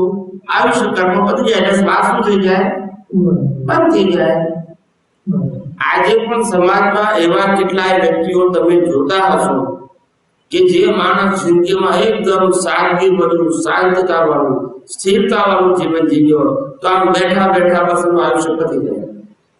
છેલ્લો શ્વાસ છોકરાઓને કહી દે, સગાવાને કહી દે કે ભાઈ હું આજે મારું 5 વાગે મૃત્યુ થવાનું છે. શાંતિથી બેસી ગયો અને જ્યારે શ્વાસ બંધ થાય પડી જાય. હવે કેટલાય દાખલા છે. કોઈ પ્રકારનો રોગ ઘટતો મોઢા ઉપર ના દેખાય. અંદર દુઃખ છે તો મોઢા ઉપર દેખાય ને. સમજાય છે? એટલે આમાં કેટલા આવ્યા ખ્યાલ આવ્યો ને? પણ આયુષ્ય કર્મ પતી જાય પછી માણસ બચી શકે નહીં, ગમે એટલો તંદુરસ્ત હોય તો. એટલે મેં પહેલા દિવસે કીધેલું કે મરવા માટે માંદગી હોવી જરૂરી નથી. મરવું એટલે આયુષ્ય કર્મનો અંત. પછી રીત ગમે તે હોય, માદાથી મરો કે એમને મરો, સમજાય ને? કુદરતનું છે આ બધી વસ્તુ. બોલો.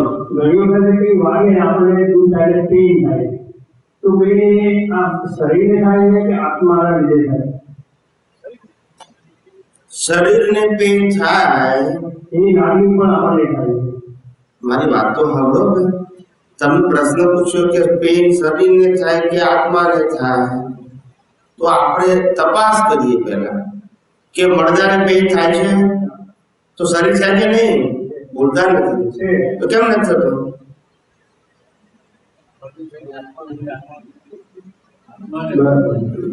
તો કે આત્માને પેઇન થાય છે તો સિદ્ધ ક્ષેત્રના આત્માને થાય, પણ એને થતું.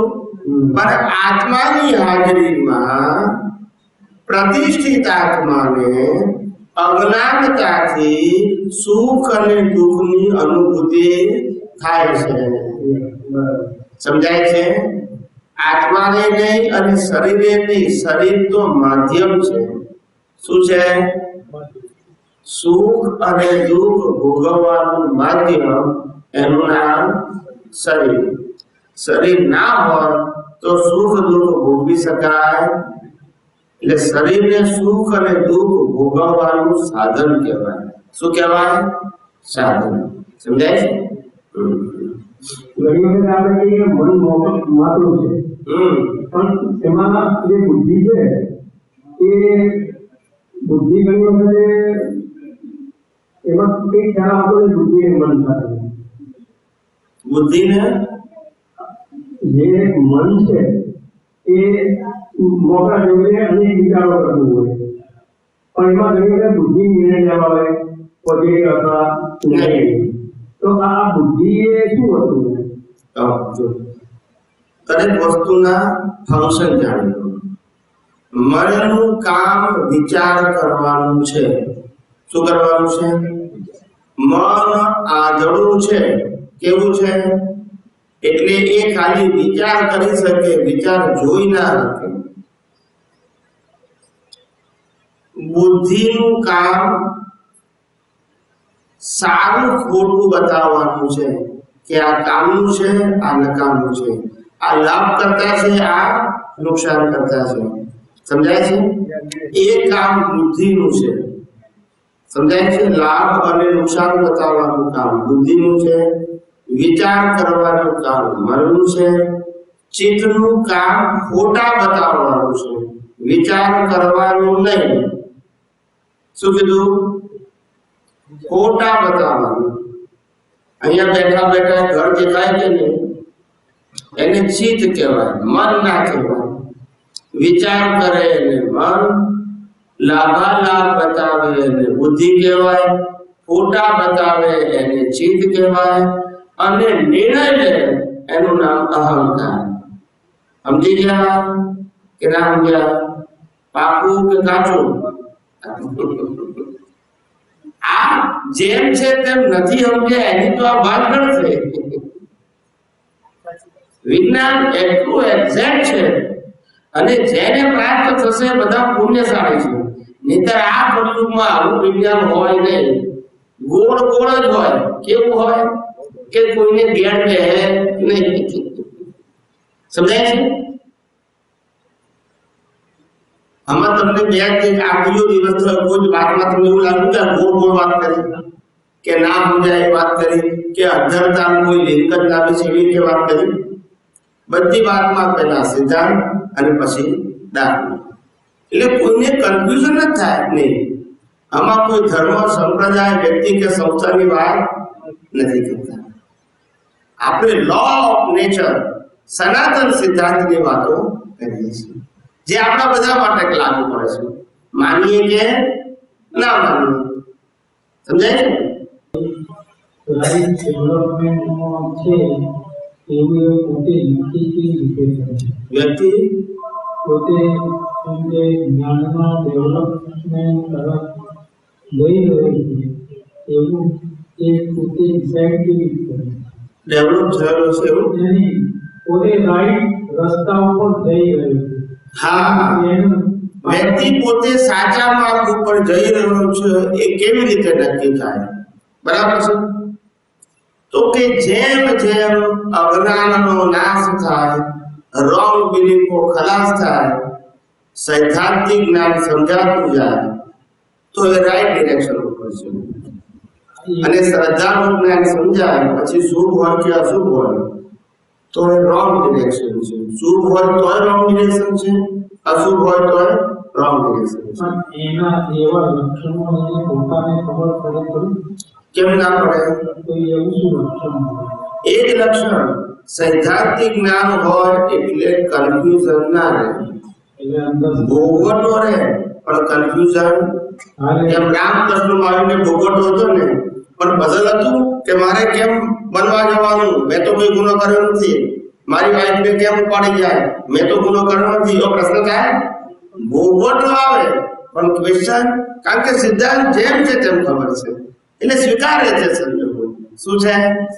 ફરિયાદ કરતા નથી. આવું કેમ એવું ઊભું થાય નહીં. એટલે અંદર મન ટોટલી મન સ્થિર રહે, શાંત સ્થિર. કઈ આવા કઈ ક્લેમ ઉભા ના કરે. એટલે એનો meaning એ થાય કે પોતે રાઈટ માર્ગ ઉપર છે. right? એટલે કવિરાજનું પદ છે, સમજણ ભૂલ વગરની થશે તેદી તારો મોક્ષ થશે. સમજણ કેવી? ભૂલ વગરની. અત્યારે સમજણ તો છે પણ ભૂલ વાળી છે. ભૂલ એટલે રાગ ક્યાં તો દ્વેષ વાળી છે, અને રાગ દ્વેષ વગરની ભૂલ એટલે સનાતન સત્યની ભૂલ. રાગ દ્વેષ વાળી ભૂલ એટલે વ્યવહાર સત્યની ભૂલ. આખું જગત વ્યવહાર સત્યથી ફસાયું છે અને સનાતન સત્યથી મુક્તિને પામે છે. સમજાય છે? હા. વ્યવહાર સત્યથી બંધાયું છે. વ્યવહાર સત્ય એટલે વ્યવહાર સત્યની પકડથી બંધાયું છે. અને જો સનાતન સત્ય સમજાય તો પછી બ્લેમ અને ક્લેમ રહેતા નથી, ફક્ત કર્મનો ભોગવટો રહે. શું રહે? એટલે વ્યવહાર સત્ય સાચું માની ચાલે એટલે એને રાગ દ્વેષ અંદર ઉભા થયા છે. સનાતન સિદ્ધાંતમાં પછી રાગ દ્વેષ ના થાય ને. સનાતન સિદ્ધાંત સાહેબમાં એને ચાલુ હોય તો ગમે તેવો વ્યવહાર નફાપૂર્ણ હોય તો પણ એને કશું થાય નહીં. કારણ કે નફો થાય કે ખોટ થાય એ કુદરતી રચના છે. એ આપણા ગયા અવતારના કર્મનું ફળ છે. આજની બુદ્ધિ, હોશિયારી, ચાલાકી એમાં કામ કરતી નથી. દાખલા તરીકે તમે સ્થૂળ દાખલો આપું છું, 100 માંથી 20 માર્કનું તમે જવાબ લખ્યો છે એક્ઝામ વખતે. 100 માંથી કેટલા માર્કનું? 20 માર્કનો સાચો જવાબ લખ્યો છે. હવે 1 મહિના પછી એનું રિઝલ્ટ આવવાનું છે. ક્યારે? 1 મહિના પછી રિઝલ્ટ આવવાનું છે. હવે 1 મહિનામાં એને એ જે પ્રશ્નપત્ર હતું એ આખું જવાબ સાથે ગોખી નાખ્યું. હવે મહિના પછી જ્યારે રિઝલ્ટ લેવા જાય છે ત્યારે એને 100 માંથી 100 માર્ક આવડે એટલું આવડે છે, પણ માર્ક કેટલા આવશે? કેમ? આવડે છે તો બધું, પણ આવડે છે બધું, મારે કેટલા આવડે? લખ્યું છે એટલું. એવી રીતે આપણે ગયા અવતારમાં જે લખીને આવ્યા છે ને કર્મો, એનું આ અવતારમાં ફળ આવે છે. હવે આજે બુદ્ધિ, ચાલાકી, હોશિયારીથી ફેરફાર થાય નહીં. કુદરત તમારી એક્ઝામનું રિઝલ્ટ આપે છે, આજની આવડતનું ફળ આપતી નથી. સમજી ગયા? પાકું કે ગોળ ગોળ? સમજાય છે ને? કુદરતનું કામ કેવું એક્ઝેક્ટ છે, આપણને ના સમજાય આપણી ભૂલ છે, પણ ગોળ ગોળ જેમ છે તેમ. કેવું? તમારા તમે શું ભાવ કર્યા છે એ આધારે તમારી બુદ્ધિ અને ડેવલપમેન્ટ ઊભું થાય છે. જે કામ એટલે તમે પોતે આ ભાવમાં બાંધેલા કર્મો, સાંભળો બરાબર, આ ભાવમાં બાંધેલા કર્મો ભોગવવાના નહીં, બાંધેલા કર્મો એને ગમે ત્યારે ફેરવી શકો છો. આપણને પોતાને ખબર પડવી પડે જોઈએ ને કે આ મેં બાંધી છે. હા, એ ખબર તો પડવી જોઈએ તો જ ફેરી શકે ને. પણ તમે ગમે ત્યારે એ કર્મોનું પ્રાયશ્ચિત કરીને હળવા કરી શકો છો, અથવા તો નાશ કરી શકો છો, અથવા તો ફેરવી શકો છો.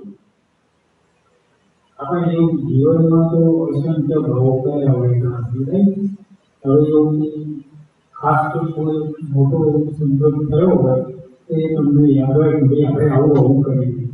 એના ગામમાં તો ચાલુ દિવસો દરમિયાન તો અનંત ભાવ ચાલુ. હા, પણ મોટા ભાવો જે રાગ દ્વેષ વાળા હોય એટલા યાદ આવે એટલા તો બદલી શકાય ને. આ એ બધી નાના નાના કામો તો આવે આપણને ઉપાધિ કરતા જ નથી, મોટા જ કરે છે. અરે મોટા જે રાગ દ્વેષ વાળા હોય એમાં આપણે ફેરવી સમજાય ને? એટલે જ્યારે પણ ખબર પડે કે આપણે 5 વર્ષની ઉંમરે, 25 વર્ષની ઉંમરે, 50 વર્ષની ઉંમરે, 45 વર્ષની ઉંમરે આ વ્યક્તિ સાથે આવા સંજોગોમાં આવો રાગ કે આવો દ્વેષ કરેલો એકાકાર થઈને હવે આજે ખબર પડી તો એને ફેરવી શકાય. કારણ કે લો ઓફ નેચર એવો છે કે જ્યાં સુધી તમે એક્ઝામ આપી રહ્યા છો ત્યાં સુધી ગમે ત્યારે કરેક્શન કરવાની સ્વતંત્રતા કુદરતે આપી છે. શું કરવાની? કરેક્શન કરવાની. આપણે એક્ઝામ આપવા જઈએ ને 3 કલાકનું પેપર હોય ને 2.5 કલાકમાં લખી નાખીએ, હવે અડધો કલાક બાકી હોય ને આપણે રિવિઝન કરી દઈએ ને આપણે રિવિઝનમાં ખ્યાલ આવે કે એક્ઝામ્પલ ક્વેશ્ચન નંબર 5 એનો જવાબ મેં ખોટો લખ્યો છે તો ત્યાં ચોકડી મારી દઈએ અને પાછળ સાચો જવાબ લખીએ તો મારે મળે કે નહીં? અને 3 કલાક પછી પેપર આપી દીધું અને પ્રશ્નપત્ર લઈને ઘેર ગયા. રિઝલ્ટ 1 મહિના પછી આવવાનું છે અને આપણે જેવું એક્ઝામનો ટાઈમ પતી ગયો એટલે પ્રશ્નપત્ર લઈને ઘેર ગયા પછી 7 થી ટેબલ ઉપર ચા પીએ છે. ચા પીતા પીતા આપણી નજર પ્રશ્નપત્ર ઉપર પડી અને સમજાયું કે એક્ઝામ્પલ નંબર ક્વેશ્ચન નંબર 12 તો ખોટો લખ્યો છે, સાચો જવાબ આ છે. મારે મળે? હજુ રિઝલ્ટ આવ્યું નથી કારણ કે એક્ઝામનો ટાઈમ શું થઈ ગયો? એમાં શ્વાસ ચાલે છે ત્યાં સુધી તમે નેક્સ્ટ વર્ષની એક્ઝામ આપો છો.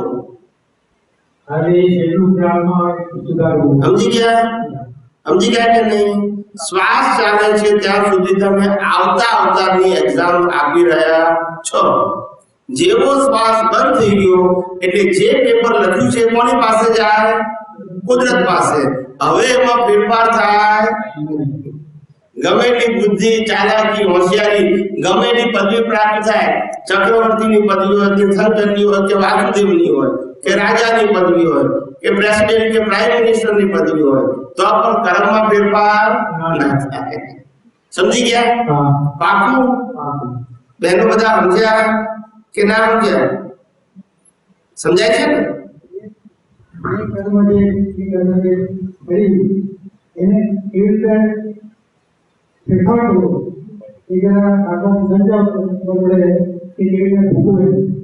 જે કર્મ બાંધ્યું એ આપણને ખબર પડે કે ભાઈ મેં આ વ્યક્તિ માટે અતિ રાગ કે અતિ દ્વેષ પાસ્ટમાં કરેલો અથવા તો વસ્તુ માટે રાગ કે દ્વેષ કરેલો કે સંજોગો માટે રાગ કે દ્વેષ, જેમ ગમતા સંજોગો ના ગમતા સંજોગો હોય કરેલો ભૂતકાળમાં, એ મને આજે સમજાય કે આ જે કર્યું હતું એ મારી ભૂલ હતી, સાચું હતું નહીં. સંજોગોને આધીન મેં રાગ દ્વેષ કરેલા. હવે આજે આપણને સમજાયું તો આજે એમાં ફેરફાર કઈ રીતે કરાય? તો કે છે કે અંદર રહેલા પરમાત્માને અથવા તો બહાર માગતા હોય તે ભગવાન પાસે કહીએ કે ભગવાન મારાથી આ વ્યક્તિ માટે, આ વસ્તુ માટે કે આ સંજોગો માટે આવા તીવ્ર રાગ કે તીવ્ર દ્વેષ થઈ ગયા છે, એ માં આજે મારી સંમતિ નથી. એ થયેલા રાગ અને દ્વેષ માટે હું હૃદયથી માફી માંગુ છું. ફરીથી આવી ભૂલો ન કરું એવો નિશ્ચય કરું છું. આપ મને શક્તિ આપો. આવી રીતે તમે એને ભૂસી પણ શકો છો કારણ કે હજુ એક્ઝામ આપી રહ્યા છો. એટલે કોઈ પણ બાંધેલા કર્મમાં જીવતા છે ત્યાં સુધી ફેરફાર થઈ શકે છે. અને ફેરફાર થશે તો પછી એ બીજા ભાવમાં એ ફળ મળશે નહીં. સમજાય છે બધાને? સમજાય છે? બેનો બધાને સમજાય છે કે થોડું ભારે પડે છે? સમજાય છે ને? સર મારે સવાલ છે બરોબર. કે માણસ ઇમોશનલ બની જતો હોય અને ઇમોશનલ ની અંદર એ આગે ઇમોશન્સ જે કહેવાય છે શુભ દુઃખની પ્રસંગમાં જો તમે એક સારા પ્રસંગ હોય ત્યારે પણ આપણા આંખમાંથી આંસુ વહેતા હોય, દુઃખદ પ્રસંગની અંદર પણ આપણે આંસુ વહેતા હોય છે, બરાબર? તો અમને કહેવામાં આવે છે કે રડવાથી દુઃખ પણ હલકું થતું અને ઇમોશન્સ ની વાત કરીએ તો એ શું ક્રિએટેડ હોય છે પછી કુદરતી હોય છે? જેને પોતાની ભૂલ સમજાય એના પશ્ચાતાપનો આંસુ સાચા હોય, અને જેને ભૂલ ના સમજાય અને છતાંય આંસુ પાડે એ બધા મગરના આંસુ કહેવાય. શું કહેવાય? આપણે જવાબમાં આપ્યું છે ને કે આ મગરના આંસુ પાડે છે, ભૂલો કર્યા કરે છે અને ખાલી માફી માંગે છે. સમજાય છે કે નહીં? સમજાય છે? એટલે આવા હોય દુનિયા તો બધા જ પ્રકારનું છે. મને ઘણા લોકો પૂછે, મને કે સાહેબ આપણે ભારતીય સંસ્કૃતિના પશ્ચિમની સંસ્કૃતિમાં ફેર શું? શું કે ભારતીય સંસ્કૃતિ અને પશ્ચિમ સંસ્કૃતિમાં તમને ફેર શું લાગ્યો? મેં કહું અહીંયા રૂપ છે પણ ગુણ નથી, ત્યાં ગુણ છે પણ રૂપ નથી. ના સમજાય? સમજાય છે? અહીંયા ફ્લાવર આવે આવડા મોટા પણ સુગંધી ના હોય, અને ત્યાં આટલું નાનું ગુલાબ હોય પણ સુગંધી હોય. ત્યાં માણસમાં સંસ્કાર છે, સભ્યતા છે, મર્યાદા છે. અહીંયા માણસ દેખાય હારા પણ સંસ્કાર, સભ્યતા, મર્યાદાઓ ખલાસ થઈ ગઈ હોય. સમજાય છે? ના સમજાય? આ બધું સમજવાનું આપણે. આપણો ક્રેઝ તો ખરો પશ્ચિમના દેશોમાં જઈએ. એટલે કહેવાનો મતલબ કે પશ્ચિમના દેશોમાં જવાનો વાંધો નથી, પણ આપણે આપણા સંસ્કાર કે ગુણો મૂકીને નહીં. શું મૂકીને નહીં? ચારિત્રની મોટી કિંમત છે. શેની? રૂપની નહીં. શેની નહીં? સમજાય છે? મોટા મોટા તપસ્વીઓ, મોટા મોટા ત્યાગીઓ અને મોટા મોટા સાધકો પાછળ લોકો એને પગે લાગે છે, વંદન કરે છે. કેમ? રૂપ કે ગુણને કારણે? સમજાય છે? આજે સતીઓની પૂજા થાય છે, મંદિરો થાય છે. કેમ? રૂપ કે ગુણ? બોલતા નથી. કોઈ સારી વ્યક્તિ દેખાવમાં સારી હોય એના મંદિર બને? બોલતા નથી. અને સતી થાય તો હવે સમજી ગયા? ગુણ કોને કહેવાય? સુંદર ને કે ચારિત્ર ને? સમજાય છે મારી વાત? રડવાથી દુઃખ હલકું થતું જતા. ઘણી વખત આપણે જોઈએ ને કે અમુક રડતા હોય ત્યારે આપણે કહીએ કે રડવા દો તો દુઃખ દૂર થઈ જાય. પણ એટલે હાચું રડે તો કેવું? અમારા દાદા ભગવાને એક વાર બહુ સરસ કીધેલું કે પહેલા જમાનામાં કૂટવાનો રોલ હતો. કેવો હતો? કૂટવાનું ખબર છે ને? કોઈ મરી જાય ત્યારે શું હતું? કૂટે. તો દાદા કે હું નાનો હતો ને 7-8 વર્ષનો હતો, તે બધા છાતી કૂટે. આમ ઓઢવાનું ઓઢી હાલો છાતી કૂટે અને મોટા મોટા બૂમો પાડે, રડે અને આંસુ આવે. એટલે મને એવું થયું 7-8 વર્ષે કે આ લોકોને કેટલું બધું દુઃખ થયું હશે, આ લોકો મરી ગયા એમાં. તો પછી મેં મારા કુટુંબીને પૂછ્યું કે ભાઈ આ લોકો આટલું બધું દુઃખ ને ત્રાસ કેમ કરે છે?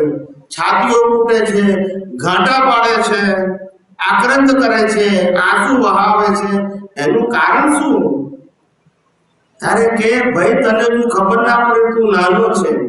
આ તો અમારે આવું નાટક કરવું પડે. એને લૌકિક કહેવાય. શું કહેવાય? હાચું ના હોય. ના સમજાય? સમજાય કે નહીં? એ જેવું લૌકિક પતી ગયું પછી લાવા જલેબી ખાવાના. શું કીધું? બોલતા નથી બધા. એવું લૌકિક એટલે એટલા પૂરતું નાટક કરવું પડે. બધા કહેતા કરવું પડે કે નહીં? એવું સમજાય છે ને? પણ એ સાચું નથી. સમજાય છે કે નહીં? એટલે જે લૌકિકમાં જે 10-12 દિવસ જે વિધિઓ છે એ દંપતી તો એના નજીકના સગા સંબંધીઓને હળવાશ થાય એના પૂરતું જ હોય. શું જે મરણ પછી જે વિધિઓ રાખવામાં આવે છે એ નજીકના જે હોય રાઈટ આ બધું લૌકિક છે. શું છે? નજીક ના હોય કે દૂર ના હોય, બધા માટે શું છે? લૌકિક છે. સમજાય છે? ઘરવાળા એવું ઈચ્છતા હોય ઘણી કે આ જાય તો સારું. બોલો હવે તમે કોઈને દુઃખ થાય શું થાય? પણ લૌકિક તો કરવું પડે કે નહીં? આપણા તો બુદ્ધિશાળી માણસો એવા હોય કે ભાઈ હસબન્ડ મરી જાય એટલે રોડે તો ખરા, પણ પહેલું જોઈ લે કે બેંક બેલેન્સ કેટલું છે અને ઇન્સ્યોરન્સ કેટલું છે. ના અને જો બેંક બેલેન્સ ને ઇન્સ્યોરન્સ ના હોય તો લોકોને શું કે ઘરવાળા આ મરતો ગયો ને મારતો ગયો. ના સમજાયું કે નહીં? ભૂલતા નથી. પછી કેવું રડે? એટલે નજીકના ને દૂરનાની વાત જ નહીં કરવાની. આ જગત એટલે જ લૌકિક, કશું સાચું નથી. આપણે મન વચન કાયાથી જે જીવન જીવીએ છે ને એ બધું ઉઘાડી આંખનું નાટક છે. કઈ આંખનું નાટક બી કહેવાય અને સપનું એ કહેવાય. શું કહેવાય? નાટક એટલે કે જે નાટકે એનું નામ નાટક. સમજાય છે? જન્મથી મોત સુધીની બધી અવસ્થાઓમાંથી એકે ટકે છે કે નાશ થઈ જાય છે? એટલે નાટક. અને સપનું કેમ કીધું? ઉઘાડી આંખનું. જ્ઞાનીઓને આ જગત ઉઘાડી આંખે સપનું દેખાય. આપણને તો બંધ આંખે દેખાય, એમને ઉઘાડી આંખે દેખાય. આપણને લાગે કે આ ઉઘાડી આંખે સપનું કેવું હશે? આખી ખોટું કહેતા હશે. આપણને તો ઉઘાડી આંખે બધું સાચું લાગે છે અને એમને સપનું કેમ લાગે છે? કઈ તો ફેર હોવો જોઈએ ને, એ સિદ્ધાંતિક વાત હોવી જોઈએ ને. ગોળ ગોળ તો ના હોય ને. ત્યારે જ્ઞાની પોતે કહે છે, ત્યારે જ્ઞાની કહે છે કે આપણે સામાન્ય રીતે સપનું કોને કહીએ છીએ? આંખો બંધ થાય ત્યારે સપનું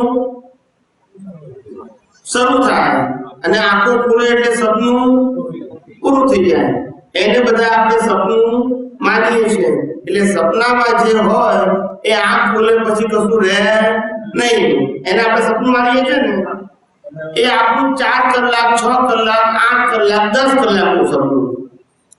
અને ઉઘાડી આંખનું સપનું એ લાંબુ છે. કેવું છે? પણ એ ઉઘાડી આંખનું સપનું કેવું?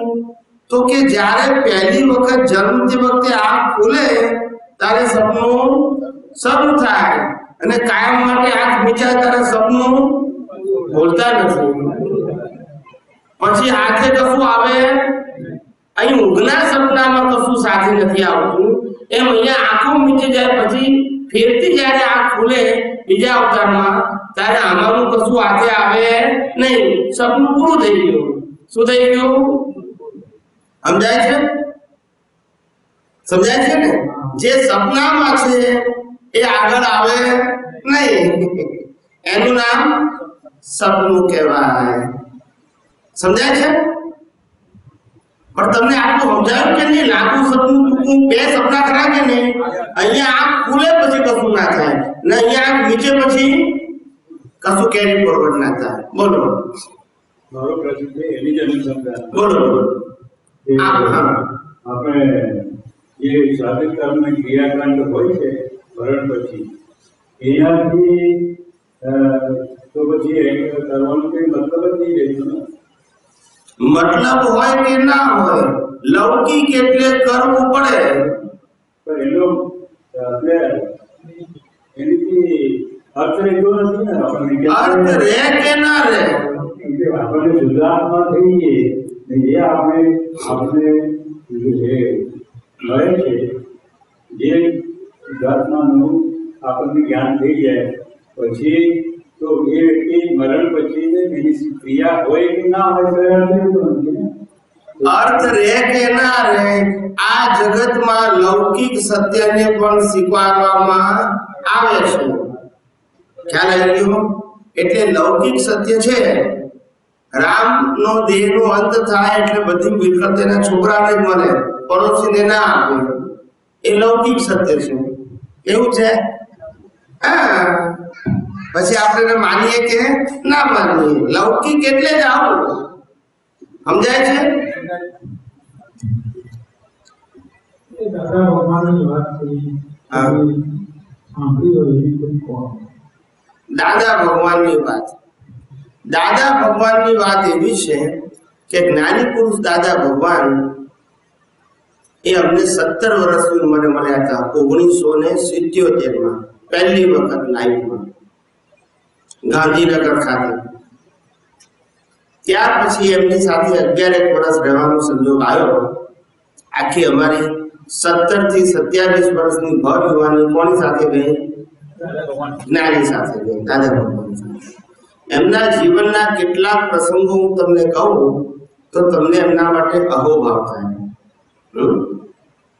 કવિરાજે પદમાં લખ્યું છે, દાદાના ગુણલા ગાસે તેને મહાનિર્જરા સહજે થાશે. શું કે છે? દાદાના ગુણલા ગાશે એને મહાનિર્જરા સહજે થાશે. ભીડબન જનને ભજશે એના ભવભય બંધન જાશે. સમજાય છે?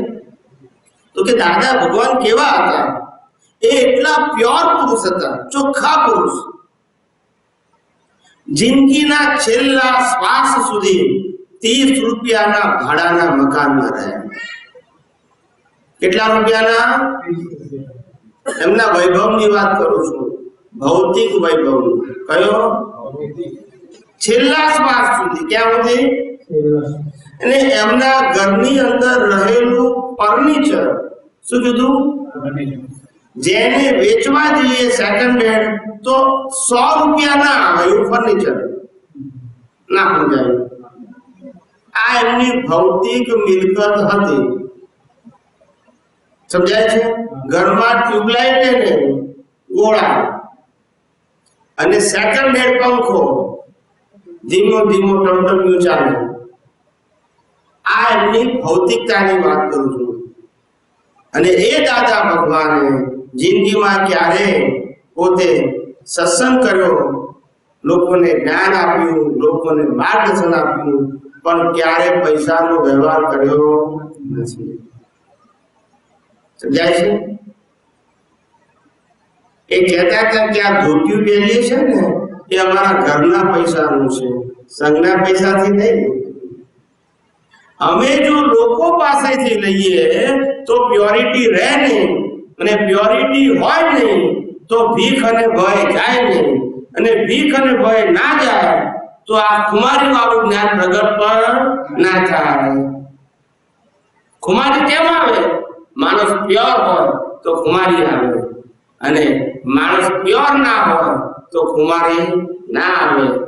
પછી એની વાણી ખાલી મુરલી વાળી હોય, સાંભળવી ગમે પણ રોગ કાઢે નહીં, મહેતા મારે નહીં અને ભણાવે નહીં. આ તો સોટી વાગે ચમચમ અને વિદ્યા આવે ધમધમ. ખબર છે કે નહીં? એવી જ એની વાણી હોય, કુમારી વાણી, અને પ્યોર નિસ્વાર્થ. કેવી? ખ્યાલ આવે? એવી વાણી. એ જ્ઞાની પુરુષ દાદા ભગવાન, ચોખ્ખા પુરુષ. જિંદગીમાં એક જ ધ્યેય, મારી પાસે જે અનુભવ જ્ઞાનનો ખજાનો છે એ હું જગતને શેર કરવા આવ્યો છું, પણ શેર કરવા નહીં. સમજાય છે?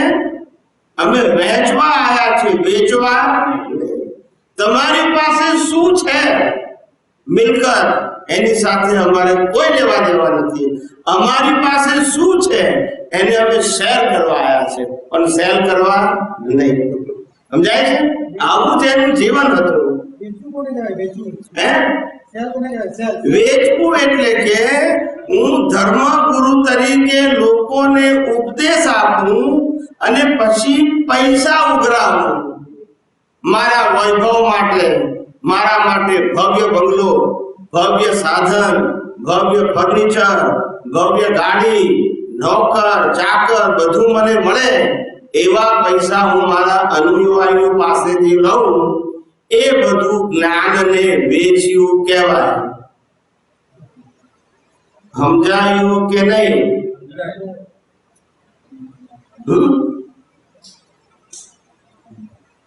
જ્ઞાની પુરુષ દાદા ભગવાનનું ધ્યેય હતો, અમે જીવતા મંદિરો તૈયાર કરવા આવ્યા છીએ. આ પથ્થરના મંદિરો તો બાંધનારા અનેક નીકળશે, એમાં વાંધો નથી, પણ અમારે એવો શ્રમ ના કરવાનો. અમે તો આ જીવતા મંદિરો છે એની અંદર ભગવાન છે એને પ્રગટ કરવા આવ્યા છે. કયા મંદિરોમાં? જીવતા મંદિર. જીવતા મંદિર ખ્યાલ આવે છે ને? આ મન વચન કાયરૂપી મંદિર, એની અંદર ભગવાન જીવતા છે, એને પ્રગટ કરવા આવ્યા છે. અહીં છે નહીં, આ શ્રદ્ધાનું સ્થાન છે અને આ હકીકતનું સ્થાન છે. સમજાય છે મારી વાત? સમજાય કે નહીં? એ દાદા ભગવાન આખી લાઈફ એડજસ્ટ એવરીવેર થઈને જીવ્યા છે. એ બધા સાથે એડજસ્ટ થયા. સમજાય છે? એ બધા સાથે એડજસ્ટ થયા, આખા જગત સાથે જે ભેગા થયા. અમે એમને એવા જોયા છે સાહેબ કે પોતે જમી લીધું હોય અને કોઈના ઘેર પગલા કરવા જાય, પેલો કે દાદાજી મારો બહુ ભાવ છે, મેં તમારા માટે શીરો બનાવ્યો છે. દાદા કે સારું ચમચી આપ. પછી બીજાના ઘેર જાય, દાદાજી મેં તમારા માટે ભજીયા બનાવ્યા છે. દાદા એક ભજીયું ખાય એના સંતોષ માટે. સમજાય છે? Adjust everywhere. એમને ક્યારે ગરીબને પાછળ ને પૈસાદારને આગળ એવું કર્યું કોઈ ભેદ નથી કર્યા. શું નથી કર્યા? આવા જ્ઞાની પુરુષ અને કેવા એડજસ્ટ થયા છે. નાનો વાળ કાપવા વાળા આવે ને વાણંદ, એક દિવસ અમે લોકો 6 વાગે સવારે પહોંચી જઈએ દાદા પાસે. પછી એક દિવસ દાદાને 8 વાગે બહાર જવાનું સવારે. મોટે ભાગે 8, 8:30, 9 વાગ્યા પછી જ નાવા જાય, કારણ કે બધા એમને મળવા દર્શન કરવા આવે ને, એટલે બધાને મોડું ના થાય એટલે મોડા જાય નાવા. પણ એક દિવસ 8 વાગે બહાર નીકળવાનું હતું, એટલે 6, 6:15, 6:30 વાગે નાવા ગયા. અને આપણે ભારતમાં તો કેવું હોય, બાથરૂમ કેવું હોય, ઉપરથી ખુલ્લું હોય. ઓળોના ઘરોમાં કેવું હોય, બાથરૂમ ઉપરથી આ બાજુ પાર્ટીશન હોય, એક બાજુ ભીત હોય, એક બાજુ બારી હોય ને એક બાજુ બાયણું હોય. ના સમજાયું? સમજાયું કે નહીં? બારી ખોલો એટલે પ્રકાશ આવે, બાયણું ખોલો એટલે અંદર બહાર જાય ને બે બાજુ ભીત હોય. આવા બાથરૂમ હોય આપણે. કેવા હોય? અહીંયા હોય છે એવા અદ્યતન હોય નહીં. સમજાય છે ને? તે દાદાજી નાવા ગયા, બે આપતો પુત્રો નવડાવવા ગયા અંદર, અને પછી પેલો આનંદ આવ્યો બરાબર 6:30 વાગ્યાની આસપાસ. અને અમે બધા આપતો પુત્રો ત્યાં રૂમમાં બેઠા હતા. તો જેવો આનંદ આવ્યો એટલે બધાને કીધું જય સચ્ચિદાનંદ. શું કીધું? તે અમને બધાને કીધું, પણ દાદાએ પેલા અંદર સાંભળ્યું બાથરૂમમાં. એટલે દાદાએ પૂછ્યું પેલા આપતો પુત્રો નવડાવતા હતા એને કે આ કોનો અવાજ છે કે છે? તે દાદા પેલો આનંદ આવ્યો છે. કોણ આવ્યો છે? એટલે દાદા કે આનંદ આવ્યો છે, એને દુકાન કેટલા વાગે ખોલવાની? તો કે દાદા 7 વાગે ખોલે. લોકો હવાર નાયા ગયા પેલા જ આવે ને વાળ કાપવા. તો કે દાદા 7 વાગે ખોલે. તો કેટલા વાગ્યા? તો કે 6:30 થયા અત્યારે. તો કે હવે આપણે જે નાતા આપણને અડધો કલાક થઈ જાય તો એને મોડું થઈ જાય દુકાન ખોલવાનું, એના એટલા ગ્રાહક જતા રહે. એટલે દાદાએ બાથરૂમ બાયણું ખોલીને પગ કાઢ્યો. શું કર્યું? અને પેલા વાળને કીધું વિધિ કરી લેતું. સમજાય છે? એનો ધંધો બગડે નહીં. હવે આવું દાદા ભગવાન જાતે પોતે નાનામાં નાની વ્યક્તિને એડજસ્ટ થયા હોય પછી એ માણસ ક્યારે ભૂલે? એટલે દાદા ભગવાન માટે કવિરાજે લખ્યું છે, જીવીને દાખલો દીધો. ખાલી બોલીને નહીં, એ જે બોલ્યા ને એ એમનું જીવન હતું. એડજસ્ટ એવરીવેર આ એમનું લાઈફ હતું. શબ્દ નતા સાહેબ. સમજાય છે? અને પોતે કોઈની પાસેથી કઈ વસ્તુ ના લેવાની, એક પણ વસ્તુ લેવાની નહીં, એવા ભીખ વગરના હતા. માટે એમને ભય પણ નતો. ભીખ અને ભય બંને જોડાયેલી વસ્તુ છે. ભીખ હોય તો ભય હોય. સમજાય છે? અને ભીખ ના હોય તો ભય ના હોય. આવા દાદા ભગવાન ભક્ત પુરુષ હતા. અને એમને ક્યારે કોઈને, કોઈ પણ વ્યક્તિને સાથે ભેદભાવ કર્યો નથી. સમજાય છે?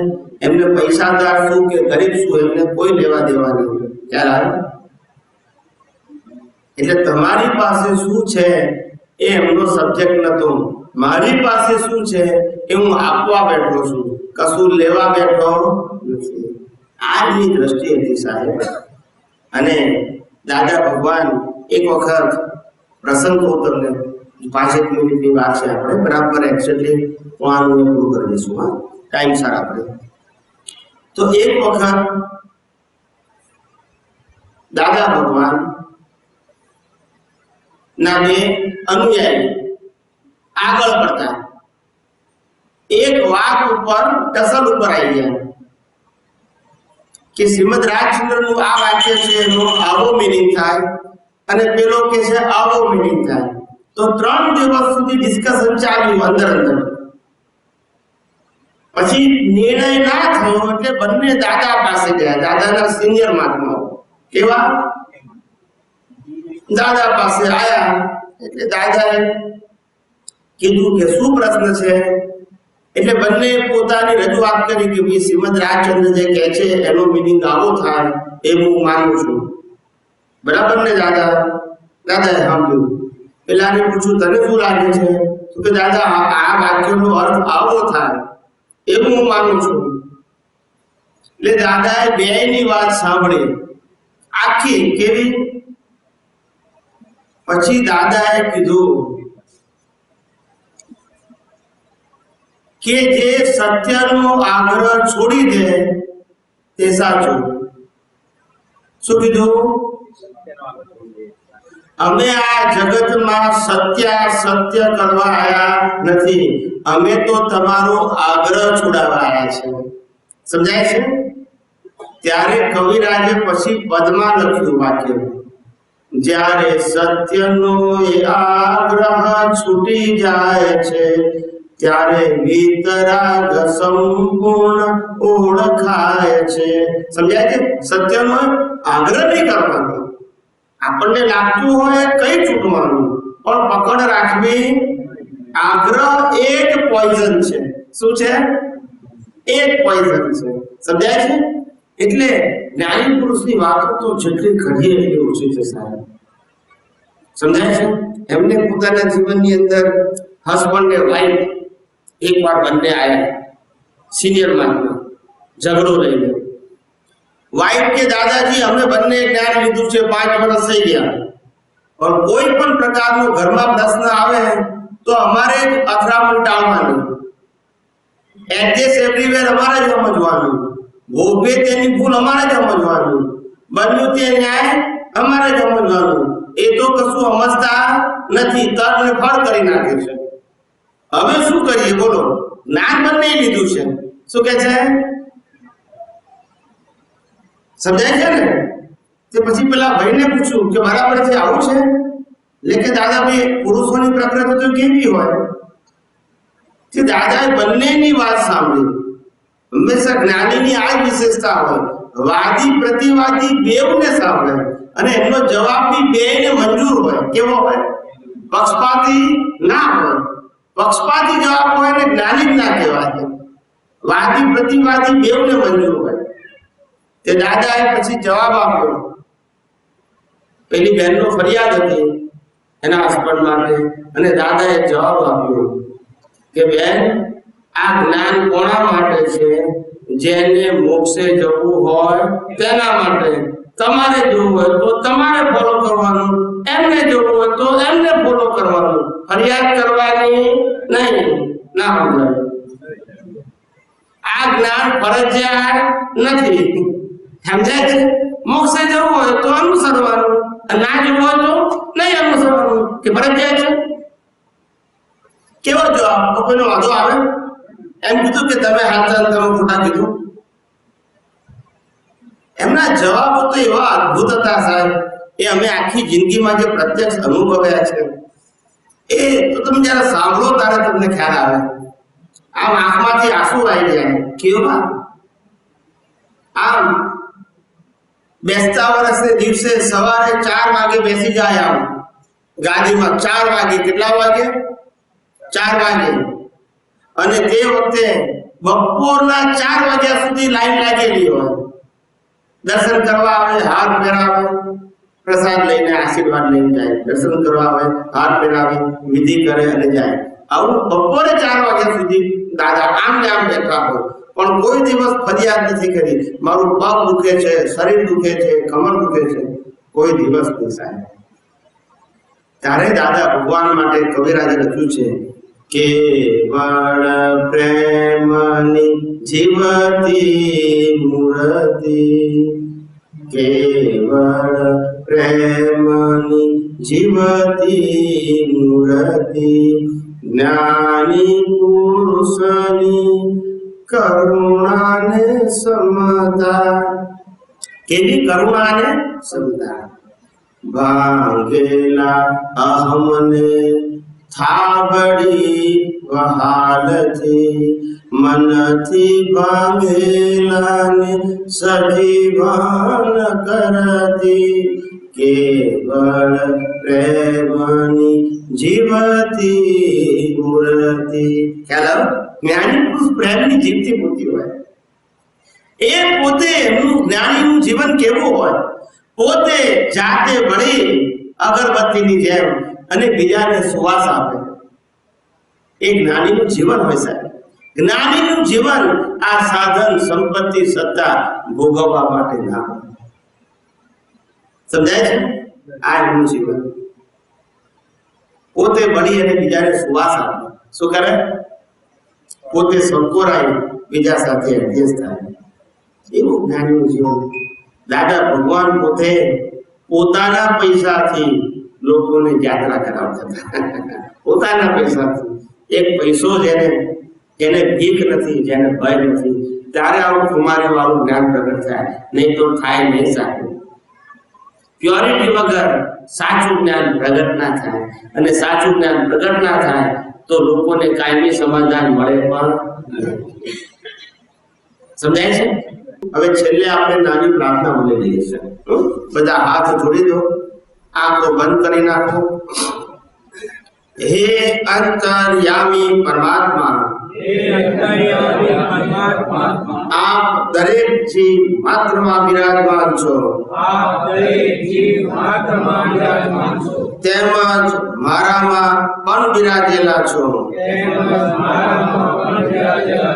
આપનું સ્વરૂપ તે જ મારું સ્વરૂપ છે. મારું સ્વરૂપ શુદ્ધ આત્મા છે. હે શુદ્ધાત્મા ભગવાન, હું આપને અભેદ ભાવે અત્યંત ભક્તિપૂર્વક નમસ્કાર કરું છું. અજ્ઞાનતાએ કરીને, અજાગૃતિએ કરીને મારાથી જે કંઈ પણ દોષો થયા છે અને થાય છે તે સર્વ દોષોને આપની સમક્ષ જાહેર કરું છું. તેનો હૃદયપૂર્વક એનો હૃદયપૂર્વક ખૂબ પસ્તાવો કરું છું ખૂબ પસ્તાવો કરું છું અને આપની પાસે અને આપની પાસે ક્ષમા પ્રાર્થું છું। ક્ષમા પ્રાર્થું છું। હે પ્રભુ, હે પ્રભુ, મને ક્ષમા કરો, ક્ષમા કરો, ક્ષમા કરો મને ક્ષમા કરો, ક્ષમા કરો, ક્ષમા કરો। અને ફરીથી આવા દોષો મને ફરીથી આવા દોષો ક્યારે પણ ન કરું ક્યારે પણ ન કરું એવો દ્રઢ નિર્ણય નિશ્ચય કરું છું। એવો દ્રઢ નિર્ણય નિશ્ચય કરું છું। આપ મને શક્તિ આપો। આપ મને શક્તિ આપો। હે શુદ્ધાત્મા ભગવાન, હે શુદ્ધાત્મા ભગવાન, આપ એવી કૃપા કરો કે આપ એવી કૃપા કરો કે અમને ભેદભાવ છૂટી જાય અમને ભેદભાવ છૂટી જાય અને અભેદ સ્વરૂપ પ્રાપ્ત થાય। અને અભેદ સ્વરૂપ પ્રાપ્ત થાય। અમે તમારામાં અમે તમારા અભેદ સ્વરૂપે અભેદ સ્વરૂપે તન્મયાકાર રહીએ। તન્મયાકાર રહીએ। જય સચ્ચિદાનંદ, જય સચ્ચિદાનંદ, જય સચ્ચિદાનંદ, જય સચ્ચિદાનંદ। જય